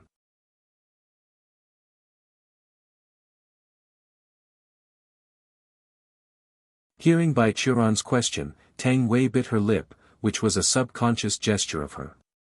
My name is Tang Ruowei, the first princess of Shangxuan Kingdom. Tang Wei, no, Tang Ruowei replied. Ruowei, it's a good name. Bai Qiuran smiled and arched his hand. Well, what I want to say is that regardless of your gender, this Bai Qiuran will treat you as a friend. I want to make friends with you, not because of gender, identity, or ability, but because of your courage to help. If you have any difficulties, you can talk to me, I will do my best to help. After a pause, he added. Like now? No, I'm fine. Tang Ruowei hesitated a moment, or said. You have saved my life, and I am not qualified to ask you more. Besides, I just go back to my country to participate in the ceremony. I am also a princess, and the evil people dare not to do any bad thing to me. At least for now. Really? That's good. Seeing that Tang Ruowei did not take the initiative to ask, Bai Qiuran did not mention the matter again. Instead, he said. Brother Tang. No, Miss Tang, are you going to go back to the capital? Well, first I'll go to inform the civilians near the Mang mountain, and after all this was done, I'll return to the capital. Tang Ruowei glanced at Baichuran. How about you? You have found all the herbs. Are you going back? No, I just found the most important medicine. My last day is approaching. I need to find another medicine to extend my lifespan. Baichuran smiled and shook his head. Next, I'm also going to go to the capital of Shangxuan Kingdom. There are a few materials that can be bought there, and I'm also very interested in the spiritual advisor from Qingming Sword Sect. Then, let me invite you this time. Tang Ruowei smiled. Do you want to travel together? Of course. Baichuran answered happily. I'm bored with traveling alone.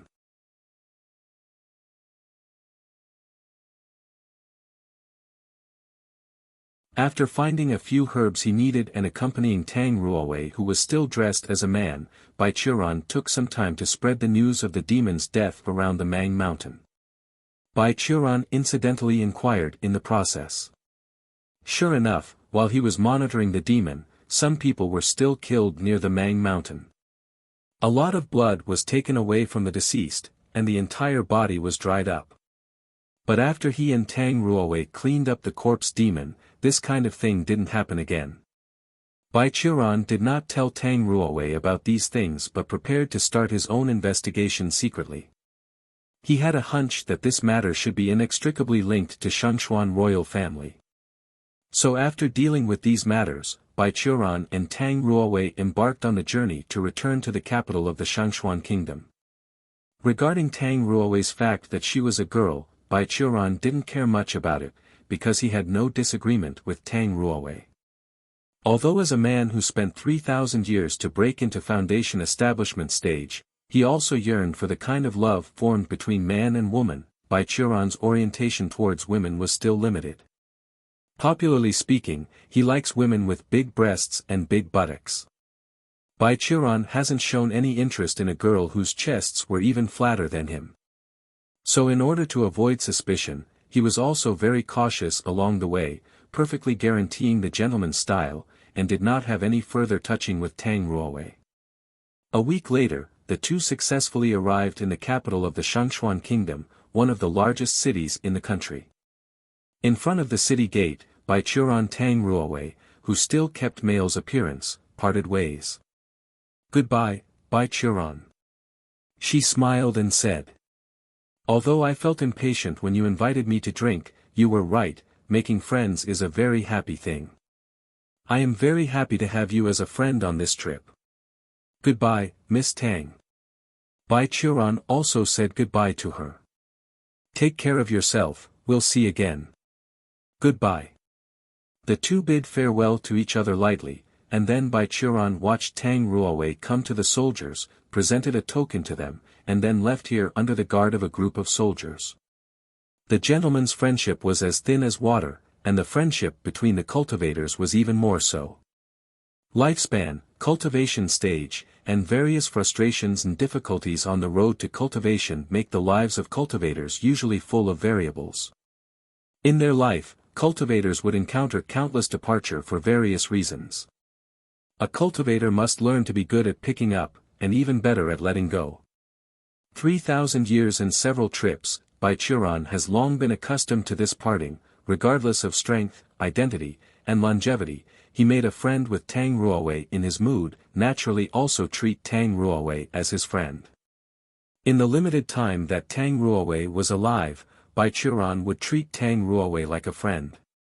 When Tang Ruowei left the world, maybe hundreds of years later, if Baichuran was still alive, then when he was in a mood, he would bring a pot of fine wine, went to the old friend's grave to pay respect. This was his way of life now. Farewell to Tang Ruowei, an interesting little girl. Baichuran also began to deal with his own business. As he said before, in addition to foundation build pill, he must also refine some longevity pills to extend his life. At the same time, foundation build pill actually still lacked a few flavors of adjuvant, and he also planned to buy them in the capital of the Shangxuan kingdom. In this capital, there was actually a small market that is specially provided for the cultivators to trade. Although there were no high-end cultivators and the transaction materials were not precious, these simple ones were exactly what Baichuran needed. And occasionally, some high-end cultivators would appear on the market, using precious materials to exchange special items. For example, as Baichuran knew, Zhu Yunzi and the elders often sneak here and use the treasures they found when traveling around, to exchange for something that was especially precious to them, and satisfy their quirks. Sometimes, Baichuran also had to admit that Tang Ruowei's words make sense. There were many more than meet the eye guys among cultivators, especially the advanced ones. Relying on the memories of hundreds of years ago, Baichuran successfully found the entrance to the market. Making a basic spell of disillusion, he passed through the wall of a dead alley in the capital of the Shangxuan kingdom and entered a hidden space. As the walls dissipated like clouds, a wide street appeared in front of Baichuran. On both sides of the street, there were stalls set up by many cultivators, on which they presented the treasures from all over the world, materials, pills, or even flying sword. Among the buildings on both sides of the street are the shops opened by some small and medium-sized sect, specially targeted at those who were at the foundation establishment stage. Ignoring the warm greetings on both sides of the street, Baichuran passed the street and went straight to a drugstore opened by a small pill refining sect. He gave the prepared list to the very enthusiastic store manager who was at the peak of the foundation establishment stage, but the other party took a look and shook his head. What? Out of stock? Baichuran asked suddenly. I just want some common but not very useful materials. Sorry, someone has recently bought a large number of them, and we are out of stock. The boss replied with an apology. Baichuran thought about it, took back the list and marked some materials, then handed it to the shop owner. Boss, look, are these materials out of stock? The shop owner took a look and then nodded. It's true. This batch was sold out with the batch you want. Why do you know that I'm out of stock here? Oh, most of those who bought are my colleagues. Baichuran put away the list, apologized, and went straight out of the drugstore.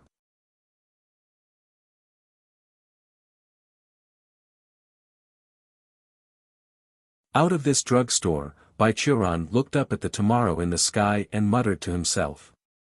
Interesting, really interesting. The materials he marked were things that normally couldn't be out of stock, because those materials were most used by the demonic cultivators as the raw materials for the elixir of ascension. Of course, Baichuran knew how special his situation was. For 3,000 years, he has tried various methods to build the foundation, whether it was the incomplete recipe left by immortals, or the remnants of the cults before the Datsang calendar, or the ancient relics found in the sites of sects that disappeared in history. Even recipes of evil sects, who was the nemesis of the Righteous Alliance, he also studied. Unlike the cultivators of Righteous Path, who were striving to build the foundation step by step, the cultivators of Demonic Path were more advocating freedom and advancing. Their philosophy was, everything in the world is for my own use. Therefore, their skills in all aspects were more radical, and it's naturally the same in pill refining. The materials often used by these demonic cultivators were very strong after refining, but they also had very strong side effects. In addition to Baichuran this freak, even the most reckless demonic cultivator was unable to withstand the torture of these pills. So at this time, they would use the special ways they practiced to help them digest the medicine power. Let's use the 4 major evil sects as an example. When they couldn't bear the medicine power, the Kama Sutra sect would have sex, the Nether Ghost sect would go to mass graves or battlefields to absorb the residual souls, and the Heavenly Demon sect would take spiritual power of a spiritual land. The most extreme one, Blood God sect, would choose to perform a ritual called blood sacrifice. This ritual required, in the least, the population of a village to be completed. Therefore, among the evil sects, Blood God sect was the most unscrupulous one. Depend on their behavior, maybe a demonic cultivator would not be attacked by the Righteous Path, but every one of the Blood God sect has the blood of at least thousands of innocent lives on their hands. Therefore, the major sects of the Righteousness Alliance have given an order, once encountering a member of the Blood God sect, kill without asking. However, considering that normal cultivators could also use these materials, Baichuran did a second test. In addition to those materials, he wrote the material of a pill recipe which was the most commonly used by the magicians. And these materials were also out of stock in the store. This was very strange. It seems that in Shangxuan Kingdom, there were indeed demonic cultivators.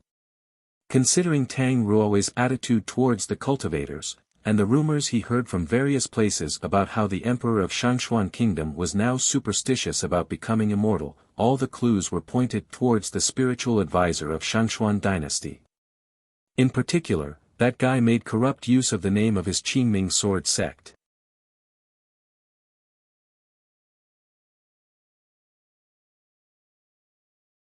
Thinking all the way, Baichuran came to an upscale restaurant in the Shangxuan Kingdom.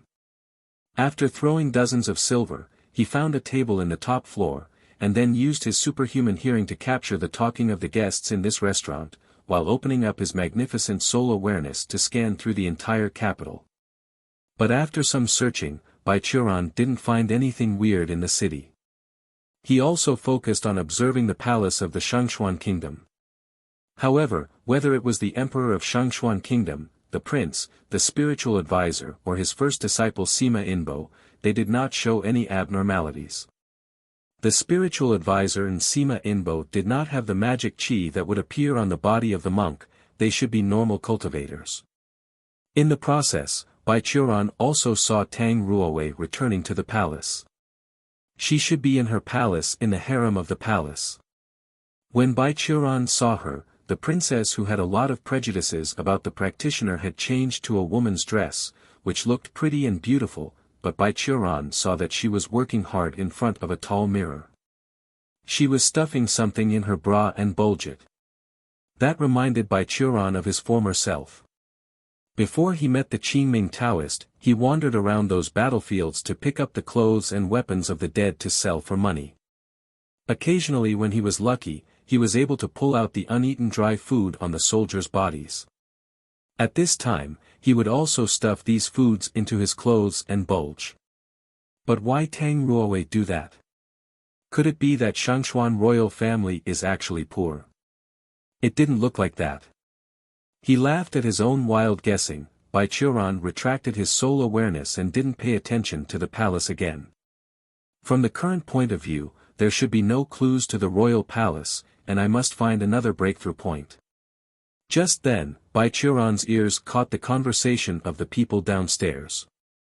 Hey, this celestial ceremony is really troublesome. The previous ones were not all internal affairs of the royal family. Why did we suddenly ask us to encourage all boys and girls to go and participate in the ceremony? Huh. Capturing the two sensitive words, boys and girls, and celestial ceremony, Baichuran quickly released soul awareness and focused on the place where the sound came. The ones who were talking were two middle-aged men downstairs. Looking at the clothes, they should be two middle-ranking officials from the Shangxuan Kingdom. Well, what His Majesty and the Master think, how do we courtiers know? One of the middle-aged men said. Maybe they want to borrow the luck of boys and girls. It is estimated that these little children will be allowed to stand and warm up. The situation in the country is really not very optimistic recently. The key is the current situation. Not to mention elsewhere, the residents in the city are not very willing to lend their children and let them follow the ceremony. Another official complained. If you want to find a family that is willing to lend their child, you still have to go to a remote place, look for those families who have a hard time, give them some money, and say a lot of words. But that's too frustrating, alas, is there any orphan kid who was wandering in the streets? No matter boy or girl, that's fine. Lowering your voice. The middle-aged official who spoke first promptly reminded.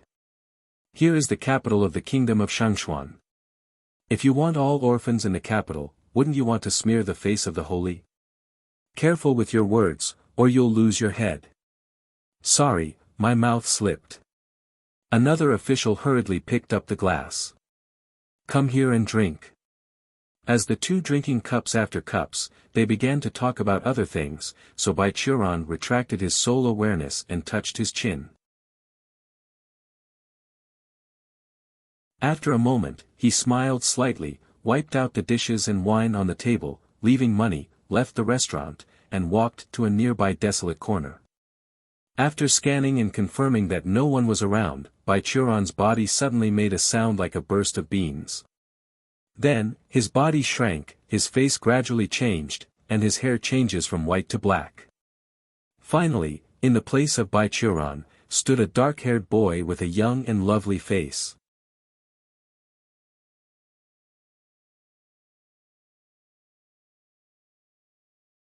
Fully drunk, the two middle-aged officials left the restaurant together. "Hey, do you want to go to Drunk Immortal Building?" An official greeted. "In the next few days, we will probably have to go outside the capital. We must take this opportunity to have a good time." "But my wife." The other official looked a little scared. "And you're not going home, is your wife okay with this?" "Don't worry, that old hag probably has gone sleep with the child early." The official who proposed to go to Hualulioxiang waved indifferently. "When I left home this morning, I told her we are doing business, do you understand?" Another official officer seemed to want to go, and he suddenly said to him. "Then, when my wife asks me, you have to help me." "Haha, of course." The officer who made the proposal laughed and patted his colleague on the back. "Tonight we're going to drink as much as we like." There was a smile on both faces that both men understood. While they walked toward the largest brothel in Shangxuan's capital, an official's robe was pulled back. "Who?" They were drunk and a little angry, turning their heads in doubt, but they saw a little boy with dark-eyed eyes, holding a broken bowl in one hand, and the other holding the corners of their clothes together, raising their heads timidly. Watching them. Two uncles. The little boy begged in a somewhat ambiguous language. "Please give me some food. I'm starving." The official who was caught by the corner of the clothes had been drinking a little bit, and for a while, his brain didn't turn around. When he saw a beggar kid pulling himself and not letting him go to the street, he was furious and suddenly pulled back his clothes, pushing the little boy to the ground, roaring. "Go away! Where's the little bastard coming from? It's so obscure." But another officer seemed to be able to maintain a certain degree of sobriety. He stared at the little boy sitting on the ground with drowsiness in his eyes, and suddenly reached out and held his colleague. "Wait a minute, don't leave. Look at this little boy, isn't it the kinda child like you said, orphan kid who was wandering in the streets?" "Huh." Listening to his colleague's words, the official who was angry was also paused. He took a sip of wine, blushed, and stared at the little boy danglingly. "I don't know." At this look, although this little boy is wearing tattered and patched clothing, his face and hands and feet are all dirty and dusty, but looking at his face and features, he is a very cute boy. If we let him wash and eat 2 good meals to supplement the nutrition, I'm sure that there are many noble officials who are willing to adopt him as an adopted child or even a plaything. Endure dizziness and headache, the official shook his head, sobered his head a little, and then looked at his colleagues. Then he squatted down, struggling to reveal a kind smile while reaching out to the boy on the ground. "I'm sorry, little boy, this uncle didn't see it at first. You're clearly a poor child. Sorry. Well." The little boy stepped on his legs, stepped back timidly on the ground, and looked at them with horrified eyes. Secretly cursed in his heart, the official continued to smile and his face was about to grin. "Come with us. We are the officials of the Shangxuan kingdom. His Majesty has ordered, in this capital, people must have food and clothes. We will not leave you on the street." He smiled and reached out to pull the little boy. "Let's go, this uncle takes you to the public house, you can eat hot food." "Is there something to eat?" the little boy asked timidly. "Of course, you're guaranteed to be full." The official smiled and said. "And warm clothes, soft beds, these are all for you. Is that so? I'll go with you, uncles.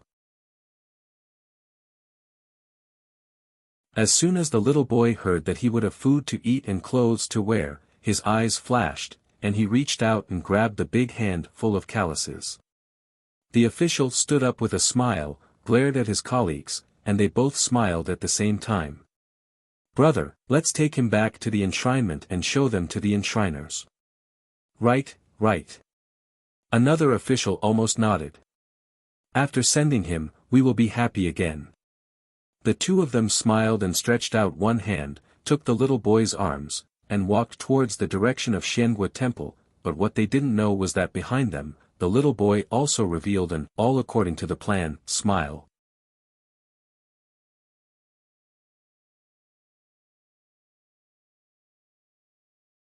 This little boy naturally was Baichuran. During his 3,000 years of cultivation, he has read various techniques, some of which were not limited by cultivating stage, and he trained them to the point of being supernatural. This was one of them. Using this technique, he was able to change his body at will. This time, in order to see what kind of plan behind this, he transformed into a child. Usually, young boys and girls were the favorite victims of the demonic cultivators. They could provide pure energy, whether it's sex or soul-sucking, of course, including large-scale blood sacrifices. After following the two official missions to the enshrinement house, Baichuran was taken by two maids to a bathhouse next to him, helped him clean the stains on his body, changed him into a new suit, and then he was taken into a small room. After a while, someone brought a table of meals and at the same time ordered Baichuran to stay in place and not run around. After seeing the people leaving, Baichuran settled these meals, and at the same time, he released his soul awareness. He searched in the enshrinement house, and soon found the two officials who were talking with a man, whom Baichuran also recognized. It just happened to be the number one guardian of Shangxuan Kingdom, Sima Inbo, whom he had met at Mang Mountain. After finding them, Baichuran immediately began to monitor their conversation. It's done well this time. Baichuran heard that Sima Inbo was complimenting the two officials. Although it's just a ceremony, this boy's bone roots are extraordinary, in all aspects are the best choice. If he appears in the festival ceremony, presumably the spirit of all previous emperors will also be relieved, and change the misfortune of the country. I will report to my master that you two have worked hard. Thank you, Guardian Sima. The two officers bowed. After the two officials went away, Sima Inbo stood alone and thought for a while, then went back to his desk and started to deal with the files on the table. Baichuran followed him with soul awareness, monitoring his every move.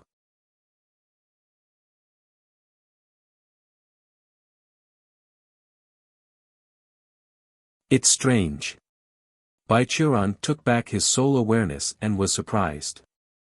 Disguised as a child, it has been 3 days since he came to the shrine, and over the past 3 days, he has been monitoring the actions of key figures such as Sima Inbo, Emperor Shangxuan, Prince, and the spiritual advisor Fu Qianqiu with his soul awareness. No abnormalities were found. The Shangxuan Emperor went to the court and handled the memorials on time as usual. At night, he would randomly choose several women in the harem to sleep with. As an emperor, he was not superb, but still pretty good. The crowned prince was still very young and was currently studying for various knowledge and martial arts under the arrangement of the emperor. Depending on his performance, he was just a relatively intelligent child. And Sima Inbo and Fu Qianqiu have acted regular cultivators for the past 3 days. Baichuran has observed their practice. Sima Inbo has cultivated a basic fire attribute cultivation method. As for Fu Qianqiu, his cultivation method did take on a little bit of Qingming sword sex breathing technique. From Baichuran's perspective, it can basically be determined that these two people have indeed not learned any demonic cultivation methods. After all, he has encountered all major evil sects before. Among them, the previous great elder of heavenly demons sect dared to use him as a bad example and mocked the slow progress of Taoism's disciples, saying they had no future, so he went to the door and beat him mercilessly. The previous leader of Blood God's sect was also killed for the same reason. Baichuran could see their demonic cultivation methods at the first glance, not to mention a foundation establishment stage and a 9th layer qi refining stage. In short, after observing these days, the most suspicious one was Tang Ruowei. How successful her puberty was, Baichuran has measured it himself, but in his occasional observation, when this girl went out, she was standing with a pair of large breasts. Moreover, Baichuran once, with his sole awareness, saw the princess sneaking into her own palace. Behind her mirror in that palace, there was even a special secret room. Whenever she came out, her boobs would become bulging and round, and Baichuran was quite sure that Tang Ruowei couldn't change the physical state at will like him. So he doubted that this was a new, special demonic technique. If it wasn't for the character of Tang Ruowei, plus she really only had a strong and stubborn spirit, Baichuran would doubt whether the princess was behind the scenes. Could it be a misunderstanding? Shangxuan Kingdom's situation became difficult because of the bad political movements. The spiritual advisor just had some relationship with a disciple of Qingming sword sect. Tang Ruowei's hostility towards the cultivator was only from her subjective impression. A lot of materials missing from the practice market were just bought by a demonic cultivator who happened to pass by. As the saying goes, the world is large, everything is possible, it's a fucking lie. Baichuran did not believe that all of this was due to coincidence. If one believed in accidents, coincidences, and destiny, Baichuran should have exhausted his life for 3,000 years ago, and go into reincarnation wheel. The more these people did not show their tails, the more doubt Baichuran has about them. I am Baichuran. I have to find out the truth. Since this road is not working, I will change into another. Thinking of this, Baichuran reached out his hand and did a mysterious hand seal. The body's true qi turned into infinite spiritual power, and after a while, Baichuran took a step forward, left a clone that looked exactly like him. He looked at the clone that he had left behind, which maintained the attitude of a young child, and returned to the small bed in the room to sit properly. Baichuran's body became higher and higher, until he was restored to normal, then stepped out and disappeared.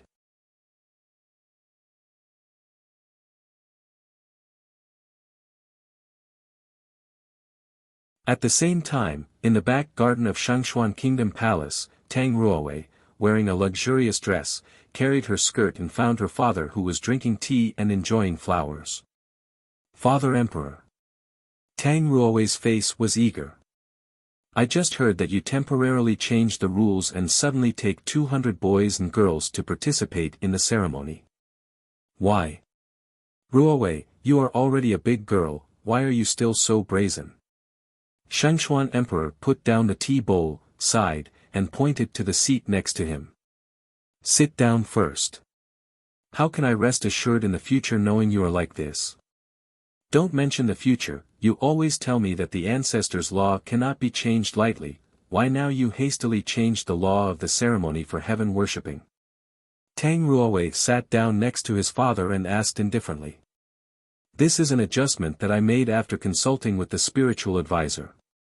Shangxuan Emperor replied. Recently the Shangxuan Kingdom has suffered many natural disasters and demons. The spiritual advisor said that the national luck is frustrated and I need to use this method to sacrifice and change the national luck. That spiritual advisor again? Tang Ruowei bitterly advised. Instead of blaming the national luck for these things, why don't you try to make good efforts and make this country better by your own governance? Ruowei. Shangxuan Emperor replied somewhat angrily. Watch your tone, I don't want to talk to you now. Tang Ruowei flushed her face with anger and was silent for a long time before she squeezed out a word. Yes. You ran out of the house some time ago. I haven't settled with you yet. The Emperor of Shangxuan Kingdom saw his daughter act honestly and continued. I happened to arrange it for you today, lest you run out in the wild. He exclaimed. Come, go and invite Sima Inbo. After hearing his words, Tang Ruowei's heart suddenly felt a bad feeling. Before long, Sima Inbo followed the attendants to the palace's back garden. Long live your majesty, long live your highness. Because he was a disciple of the spiritual advisor, also the number one guardian, Sima Inbo's status in the Shangxuan kingdom was special, so he did not need to pay as much respect to Tang Ruowei and Shangxuan emperor as others, he simply bowed his hands and did not kneel. Sima Inbo, you can sit. Shangxuan emperor smiled, and the next sentence really sold his daughter. To come to you today, there is one thing to discuss with you. You see, you are now unmarried and still single, just as Ruowei's age has arrived. It would be better for you to marry her and make you the national groom. Father Emperor. Tang Ruowei shouted but was stopped by the Shangxuan emperor. Father, why did you push me to Sima Inbo? Tang Ruowei hurried to his father and asked in a low voice. I don't like him at all. Ruowei. Shangxuan emperor also whispered. Guardian Sima is handsome and talented, not only he is a cultivator, but he is also a good man, and, more importantly, I have checked his ethnicity, and his mother is very plump. Looking at his daughter who looked like dirt, Shangxian emperor quietly said. Ruowei, our Shangxuan royal family has always tried to change the fact that the royal women's breasts are small. In our kingdom, women with the curvy body are always much adored, so this is not only a shame for you but also a disgrace to the royal family. I know your dream, but it is an impossible dream, but if you marry Sima Inbo, the children between you inherited his genes, maybe you can keep your children and offspring from following in your footsteps. What a damn reason. Tang Ruowei said with a dark face. The dream was come true by my children, is it still my dream? Besides, how many generations has this been, and I haven't seen the good gene that I inherited from my mother. But Shangxuan emperor ignored her, looked at Sima Inbo, who was standing aside. Sima Inbo, would you like to marry Ruowei? Shangxuan emperor asked again. Sima Inbo glanced at Tang Ruowei, glanced very vaguely from the latter's big chest, then lowered his head and said. I'm willing. Well. Shangxuan emperor laughed with a smile of success. But since it's already settled, you can't regret it at that time. Even if you are an apprentice of the master, if you are wronged by Ruowei at that time, I will also ask you for the crime with the master. A king tells no joke, this is natural. Sima Inbo bowed his head. Shangxuan emperor laughed and was very happy. Sima Inbo laughed and was very happy too, while Tang Ruowei's face was as dark as the bottom of the pot. It seems that everything was well prepared. Before returning, Shangxuan emperor arranged her Tang Ruowei. The Shangxuan emperor was so anxious to sell her, one reason was that he was afraid she would continue to be wild, and the other naturally knew what Tang Ruowei was hiding. Her chest was padded, because she happened to be born in the Shangxuan kingdom, where plump was equal beauty. Tang Ruowei's situation may be difficult to find a satisfactory husband's family in the future, but Shangxuan emperor did not want to marry her to a foreign country. If he knew what Tang Ruowei really looked like, maybe Sima Inbo would not smile so happily. Tang Ruowei had to marry a disciple of her most disgusted cultivator, so she was naturally reluctant. Rather than marry Sima Inbo, a good-looking fellow, she preferred marry a normal man. After all, it was her father who made the marriage contract. Tang Ruowei didn't dare to object directly. However, since the situation has developed to the present, she was also ready in her heart. After the ceremony of sacrifice was over, she was going to sneak out of the palace, leave the territory of the Shangxuan kingdom, and went away.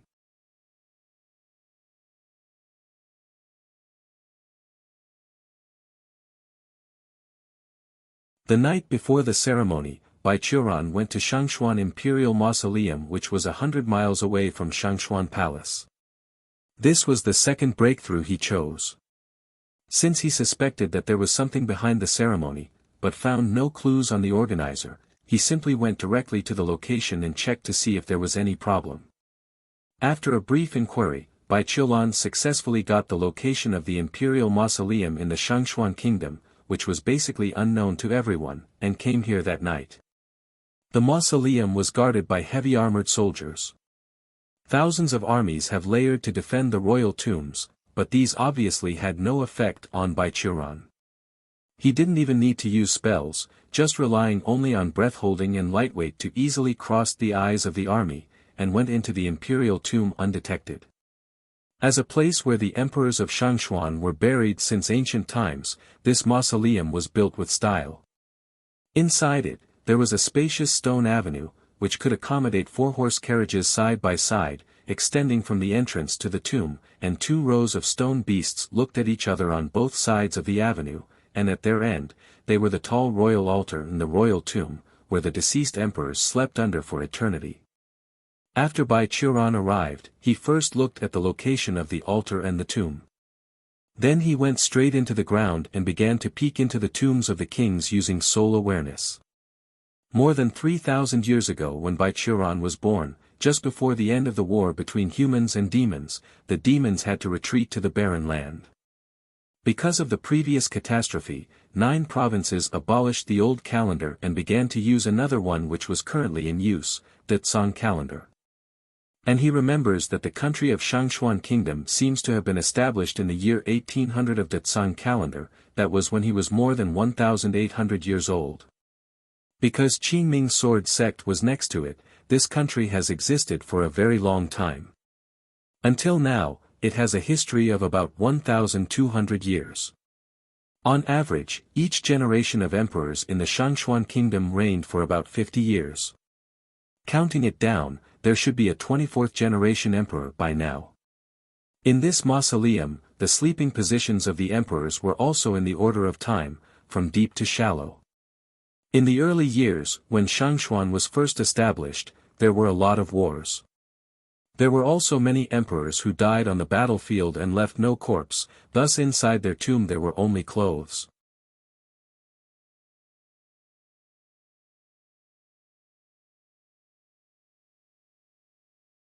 According to the results of Baiqiulan's scan, a total of 18 corpses were sleeping in the tomb, and several other tombs were empty. The relics placed inside have been worn away by time. Sweeping back and forth twice, Baiqiulan found a strange thing. This mausoleum is also empty. His soul awareness scanned into the tomb of the 16th emperor of Shangxuan. At least there should be some relics in this grave. In the tomb of the 15th emperor of Shangxuan, the relics buried with the corpses were kept in clear outlines, but the tomb of the 16th emperor, which must appear in a later date, was empty. Go in and see. At the foot of Baiqiulan's foot, his body plunged directly into the soil, and in the blink of an eye, he came to the tomb of the 16th emperor. The tomb was empty, there was only a huge sarcophagus, filled with toxic gases formed after being buried underground for years, but these had no effect on Baiqiulan. After coming here, he quickly walked towards the sarcophagus and reached out to lift it up. With a move of his hand, the rivets and machines used to seal the sarcophagus were shattered directly by Baiqiulan's great force, and the coffin flew up and was inserted into the soil layer above the tomb. Baiqiulan waved away the dust and looked into the sarcophagus. Sure enough, the yellow coffin was empty. Huh! What's this? After glancing at it, Baiqiulan suddenly found some black marks on the yellow brocade. These black marks originally seemed to be some kind of liquid, but now they have dried up. He touched it and placed it in front of his nose, smelling. Human blood. Baiqiulan's expression became focused, and he carefully looked at these black traces. When he first scanned here, because there was no energy fluctuation in these traces, he thought it was just the dirt stained on the yellow brocade. But now when he took a closer look, he realized that these black traces might be runes, which formed a formation.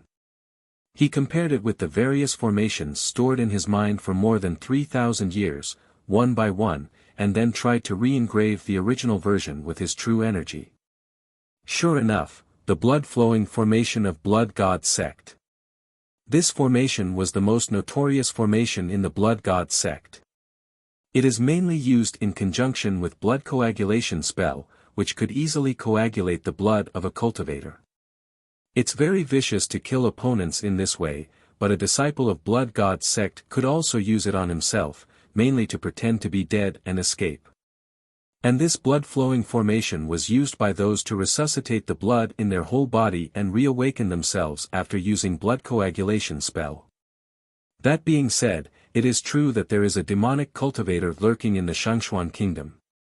Bai Qiuran clapped his hands, stood up, his eyes flickered. Or simply, the Shangxuan emperor of this generation is a demonic cultivator of the Blood God sect. He gathers young boys and girls. Did he want to perform blood sacrifice to improve his cultivation, or extended his life? Anyway, all of this should become clear at the ceremony tomorrow. He walked around the sarcophagus twice in the tomb and searched according to the custom of the Blood God sect. Sure enough, in the stratum directly below the altar, he found a formation inscribed with human blood. The human blood here was still fresh. It seemed that the demonic cultivator just made this formation recently. Bai Qiuran opened his spirit eyesight and saw countless lost souls trapped in human blood, struggling in pain, but restrained by the formation and unable to die. It seems that many human-eating demon events in the Shangxuan kingdom should be caused by him. Bai Qiuran looked at this scene with some anger in his heart, but after his 3,000 years of life, he has been able to control his temper well.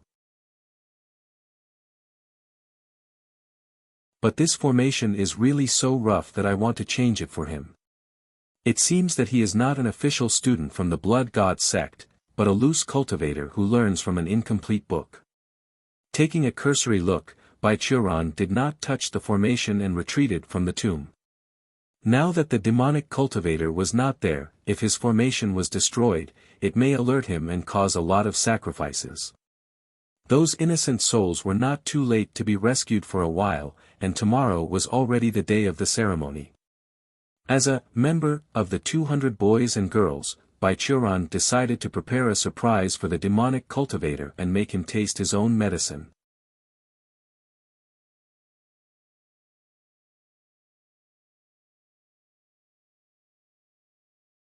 After returning to the enshrinement and switching with his own clone, Bai Qiuran fell asleep in bed.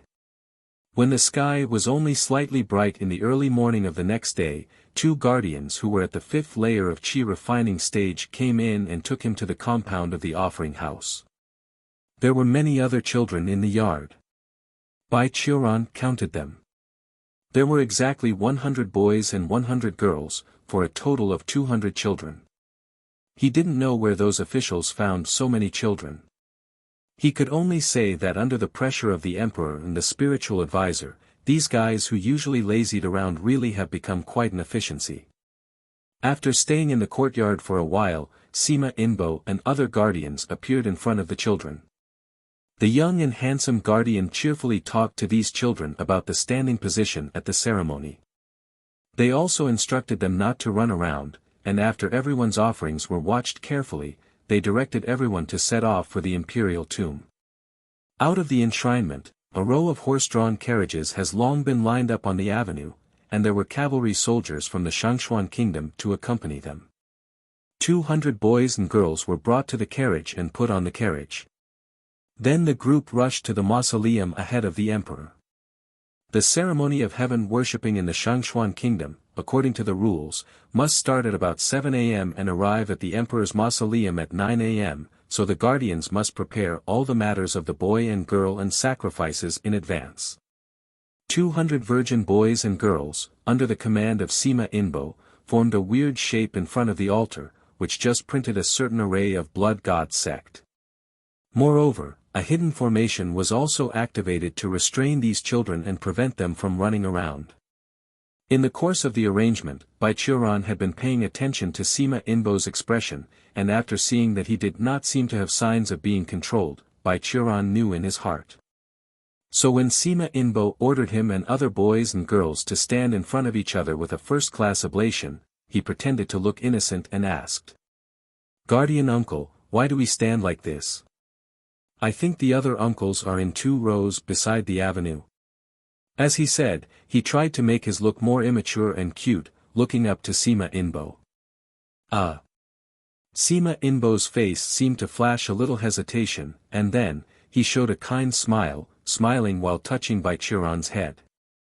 I don't know, this is the standing position passed down by the above people, we all listen to them. Including you? Baichuran continued to ask. Did His Majesty the Emperor or the spiritual advisor say that?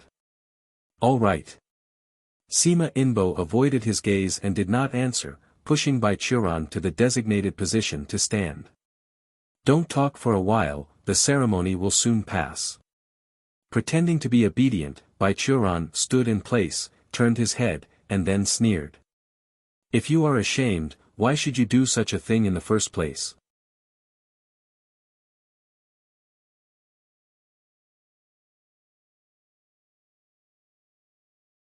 When the sun rose high, the Emperor's team finally arrived. Looking from a distance, the team outside the royal mausoleum, with bright yellow tents and flags, stretched like a long dragon for 2 or 3 miles. Tang Ruowake was also in it. At the moment, she was standing with her brother, the crowned prince. They followed the emperor and the spiritual advisor and led the team towards the royal mausoleum. The princess looked serious today, her eyes flickered, she didn't seem to be in a good mood, and she seemed to be thinking and worrying about something. She followed the emperor and the spiritual advisor to bypass the composition of the boys and girls under the guide of Sima Ingbo, came to the altar. An overcast cloud came over, covering part of the daylight, making the sky a little gloomy, but the emperor and the spiritual advisor did not care and continued to go on stage. In the front and the back of the altar, the spiritual advisor lit 3 incense sticks. They released green smoke, and the emperor turned to face the officials and generals under the altar. Since the founding of the Shangxuan kingdom, we have gone through 1,200 years. Previous emperors' spirits in heaven have protected us from the prosperity of the Shangxuan kingdom to this day. Now, in our kingdom, the demons are causing chaos. As an emperor, I see Shangxuan people like my children. Seeing that they are devoured by demons, my heart is miserable. Therefore, today I hold this ceremony to worship heaven. Let's pray to previous emperor's spirit in heaven to bless us. After finishing this speech, the emperor paused for a while. He took 3 incense sticks handed by the spiritual advisor, bowed to the mausoleum, and then inserted them into the big cauldron in front of him. Now, the sacrifice begins. He announced. The emperor paused, then said. Generals, take the fresh blood of 200 boys and girls, respectfully ask the ancestors to come out of the tomb. Get the fresh blood and comfort the ancestors. The spiritual advisor also spoke at this moment. Respectfully, ask the previous emperor go to the tomb. Wait. Tang Ruowei, who stood aside, exclaimed. Father Emperor, spiritual advisor, what are you talking about? But no one paid her attention. Tang Ruowei looked to the left and right, and found that her father, brother, generals, soldiers and officials under the stage all had a dull expression. What is happening? Her Highness, please be calm. At this time, Sima Inbo led a group of guardians to the altar, came to the emperor's tomb, and said to Tang Ruowei. The ceremony is about to begin. Please pay respect your ancestors. Sima Inbo. Tang Ruowei was shocked and angry. You. Sima Inbo ignored her. Along with other guardians, he bowed to the mausoleum. We disciples, respectfully ask Master to come out of the tomb. Respectfully ask Master to come out of the tomb. As the words fell, dark clouds surging in the sky completely blocked the daylight, and a purple thunderbolt fell from the sky, splitting the Shangxuan's royal mausoleum directly in half. A mist of blood visible to the naked eye gushed from the rift in the emperor's mausoleum, and then, in a burst of wild laughter, a figure dressed in a yellow robe came out of the mausoleum. Shangxuan. I'm back. This figure walked out of the haze and came to the outside of the mausoleum. It turned out to be a young and dark-haired young boy. He paced to the middle of the 2 rows of guardians. Sima Inbo and other guardians bowed their heads lower, while Tang Ruowei looked at the young man and froze in place. Ancestor. She compared the portraits she had seen in the ancestral hall, took a spit, and said hardly. Tang Zhouxie, Emperor Xinshu. That's right, my child. The young man sneered. Seeing me, are you happy? Tang Ruowei bowed her head and said nothing. Tang Zhouxie smiled even more happily. But what he didn't know was that among the 200 boys and girls below, there was a little boy with a brighter smile on his face. Of course I am happy. Bai Qiran lowered his head and whispered to himself with a smile. You are finally caught by me, the cat is out of the bag.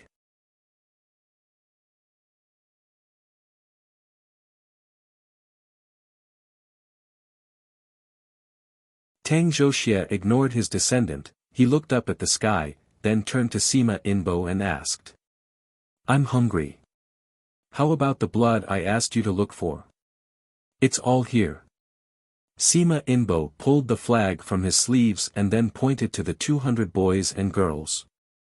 After seeing that something was wrong, many of these children wanted to escape, but the formation under their feet tied them down. Seeing Tang Xie, they suddenly cried, and some of them wet their pants on the spot. Good.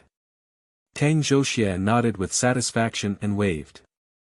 Come on, get blood for me. Following his order, 2 rows of officers and men in the army stood out, pulled out the machete that dangled from the waist, and walked towards the boys and girls. Wait a minute. Tang Ruowei shouted loudly. She ran to Tang Zhouxie and raised her eyebrows and asked. Ancestor, as the Emperor of Shangxuan, why are you killing the people of Shangxuan today? Is there anything wrong with it? Tang Zhouxie replied lazily. I am the Emperor, they are grassroots people. Isn't the duty of these lowly people is to die for their Emperor? Being able to become blood sacrifices and help me to improve, this is their honor. What a nonsense saying. Tang Ruowei angered. That's not something a human should say. Well, my child, during my reign, I increased the territory of Shangxuan kingdom by 2/3. But the more I battled, the more I felt that mortals have limits. Tang Zhouxie pulled out his bloody red nails. Even if I can conquer the entire Gu province, no, even if I conquer the world, there is still a group of beings above my head. No matter how many armies I have, with the best blades and the thickest armor, I can't beat them. These immortals just need a sword to kill me. I don't like that. I am an emperor. I'm better and more talented than others. Then I should be the one who steps on others' heads. What do you want to say in the end? Tang Ruowei asked. I want to say. I haven't been a human for a long time. Tang Zhouxie chuckled. Do it. The 2 platoons of officers and soldiers continued to advance, the blades in their hands expressed cold light, reflecting the horrified expressions of the children.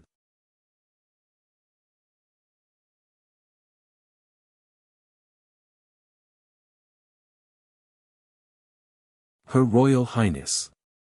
Sima Inbo also advised at this time. Knowing when to just let go is the right way of life. Besides, the power of His Majesty has improved, it is also a great thing for our kingdom. Sima Inbo, you have no ball. Tang Ruowei glanced at him, her eyes full of contempt. I'm different from you. She ran to Shangxuan Emperor who was still in a dull state and pulled out the long sword worn around his waist for etiquette. With a sword in hand, Tang Ruowei stood up, jumped, and landed in front of the 2 rows of soldiers. Stop! The blade reflects the glorious brightness, and the golden chi was wrapped around the blade. Tang Ruowei waved her sword, and a row of soldiers fell to the ground. Ha, not bad. Tang Zhouxie snorted coldly, raised his finger slightly, and hooked. Several generals in the army stepped out of the array, pulled out their weapons, and rushed towards Tang Ruowei. These generals were also martial arts masters in the chi refining stage. As a result, Tang Ruowei was quickly defeated and captured. Pooh! After being detained, the princess still refused to bow her head and spit very rudely. She looked at her ancestor and traitors in an angry manner. Master. Sima Inbo quickly bowed down. Her Royal Highness is young and vigorous. After all, she is your descendant. Please give her to me. This disciple will make her become obedient. Inbo, have you forgotten what I teach you? Tang Zhouxie said lazily. I don't need disobedient people. Besides, we are already cultivators, so we don't have to worry about the relationship between mortals. If you want beautiful women, there will be countless of them from other countries, or from the cultivator world. As long as you get stronger, you can get whatever you want. For this ungrateful girl, eat her. You look for virgin boys and girls for me, this is your reward. Master. Sima Inbo struggled for a few seconds, then bowed. Yes. Thank you, Master. Well, you're going to reach the foundation establishment stage soon. After you build the foundation, you can formally start to practice blood god art. Tang Yen smiled evilly. Drinking her blood will help you build a foundation. Bullshit. At this time, a sudden loud noise rang out in the royal tomb. Huh? Tang Zhouxie's face darkened. Who? But the voice ignored him and continued. Build the foundation by drinking the blood of the royal family. Why don't I know? You junior, practicing a crooked path and incomplete skills, yet still dare to guide others to build foundations? Just a half-assed demonic cultivator, do you think you can build a foundation by doing harm to others to improve yourself? Do you know how difficult it is to build a foundation? Don't underestimate the foundation establishment stage. It's you who's talking. Tang Zhouxie hummed evilly. I'm now in the foundation establishment stage. Why can't I teach others to build the foundation? You are in the foundation establishment stage, so what? You don't understand building a foundation at all. The voice was violent. Furthermore, look at your plan today. Do you want to rely on these blood sacrifices to advance to Golden Core stage? The formation is so inaccurate that I, a righteous cultivator, can't stand it anymore. You don't understand basic things like the fine-tuning according to the timing or tailor according to the environment, and you say you know how to build the foundation. You are in the foundation establishment stage only because you have good luck. You talk big but you're hiding like a rat. Hearing this voice, Tang Zhouxie frowned and said. Come out and meet me. Boom. As soon as his voice came down, in the array of 200 boys and girls, a powerful burst of energy broke out directly, and several generals who suppressed Tang Ruowei, as well as the soldiers who raised their blades, all flew out, and then again a gentle burst of energy swept through the rest of the boys and girls, put them into a deep sleep. A boy with an angry face walked out of the array.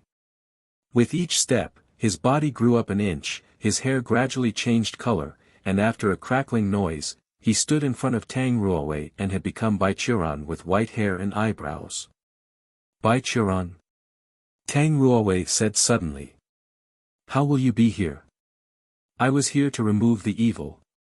Baichuran looked gloomy. But I found this little devil to be very shameless. It's him.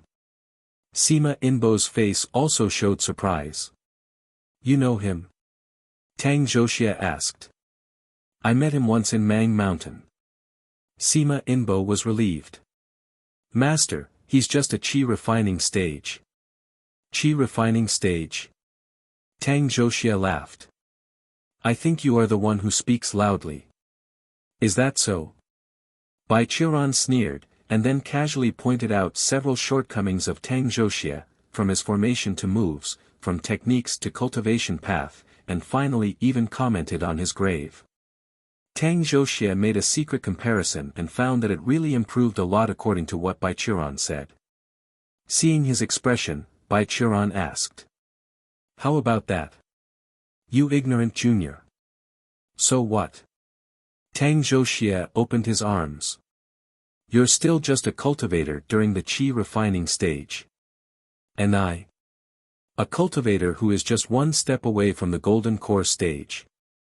Bai Qiuran looked at him and didn't speak.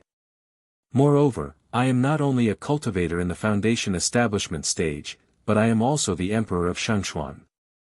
He said loudly. I have 3,000 soldiers, 28 guardians, and I myself have a higher cultivation stage than you. I don't need to do it by myself. I only need to give an order to decapitate you. How can you fight with me? Bai Qiuran looked silently to the left and right.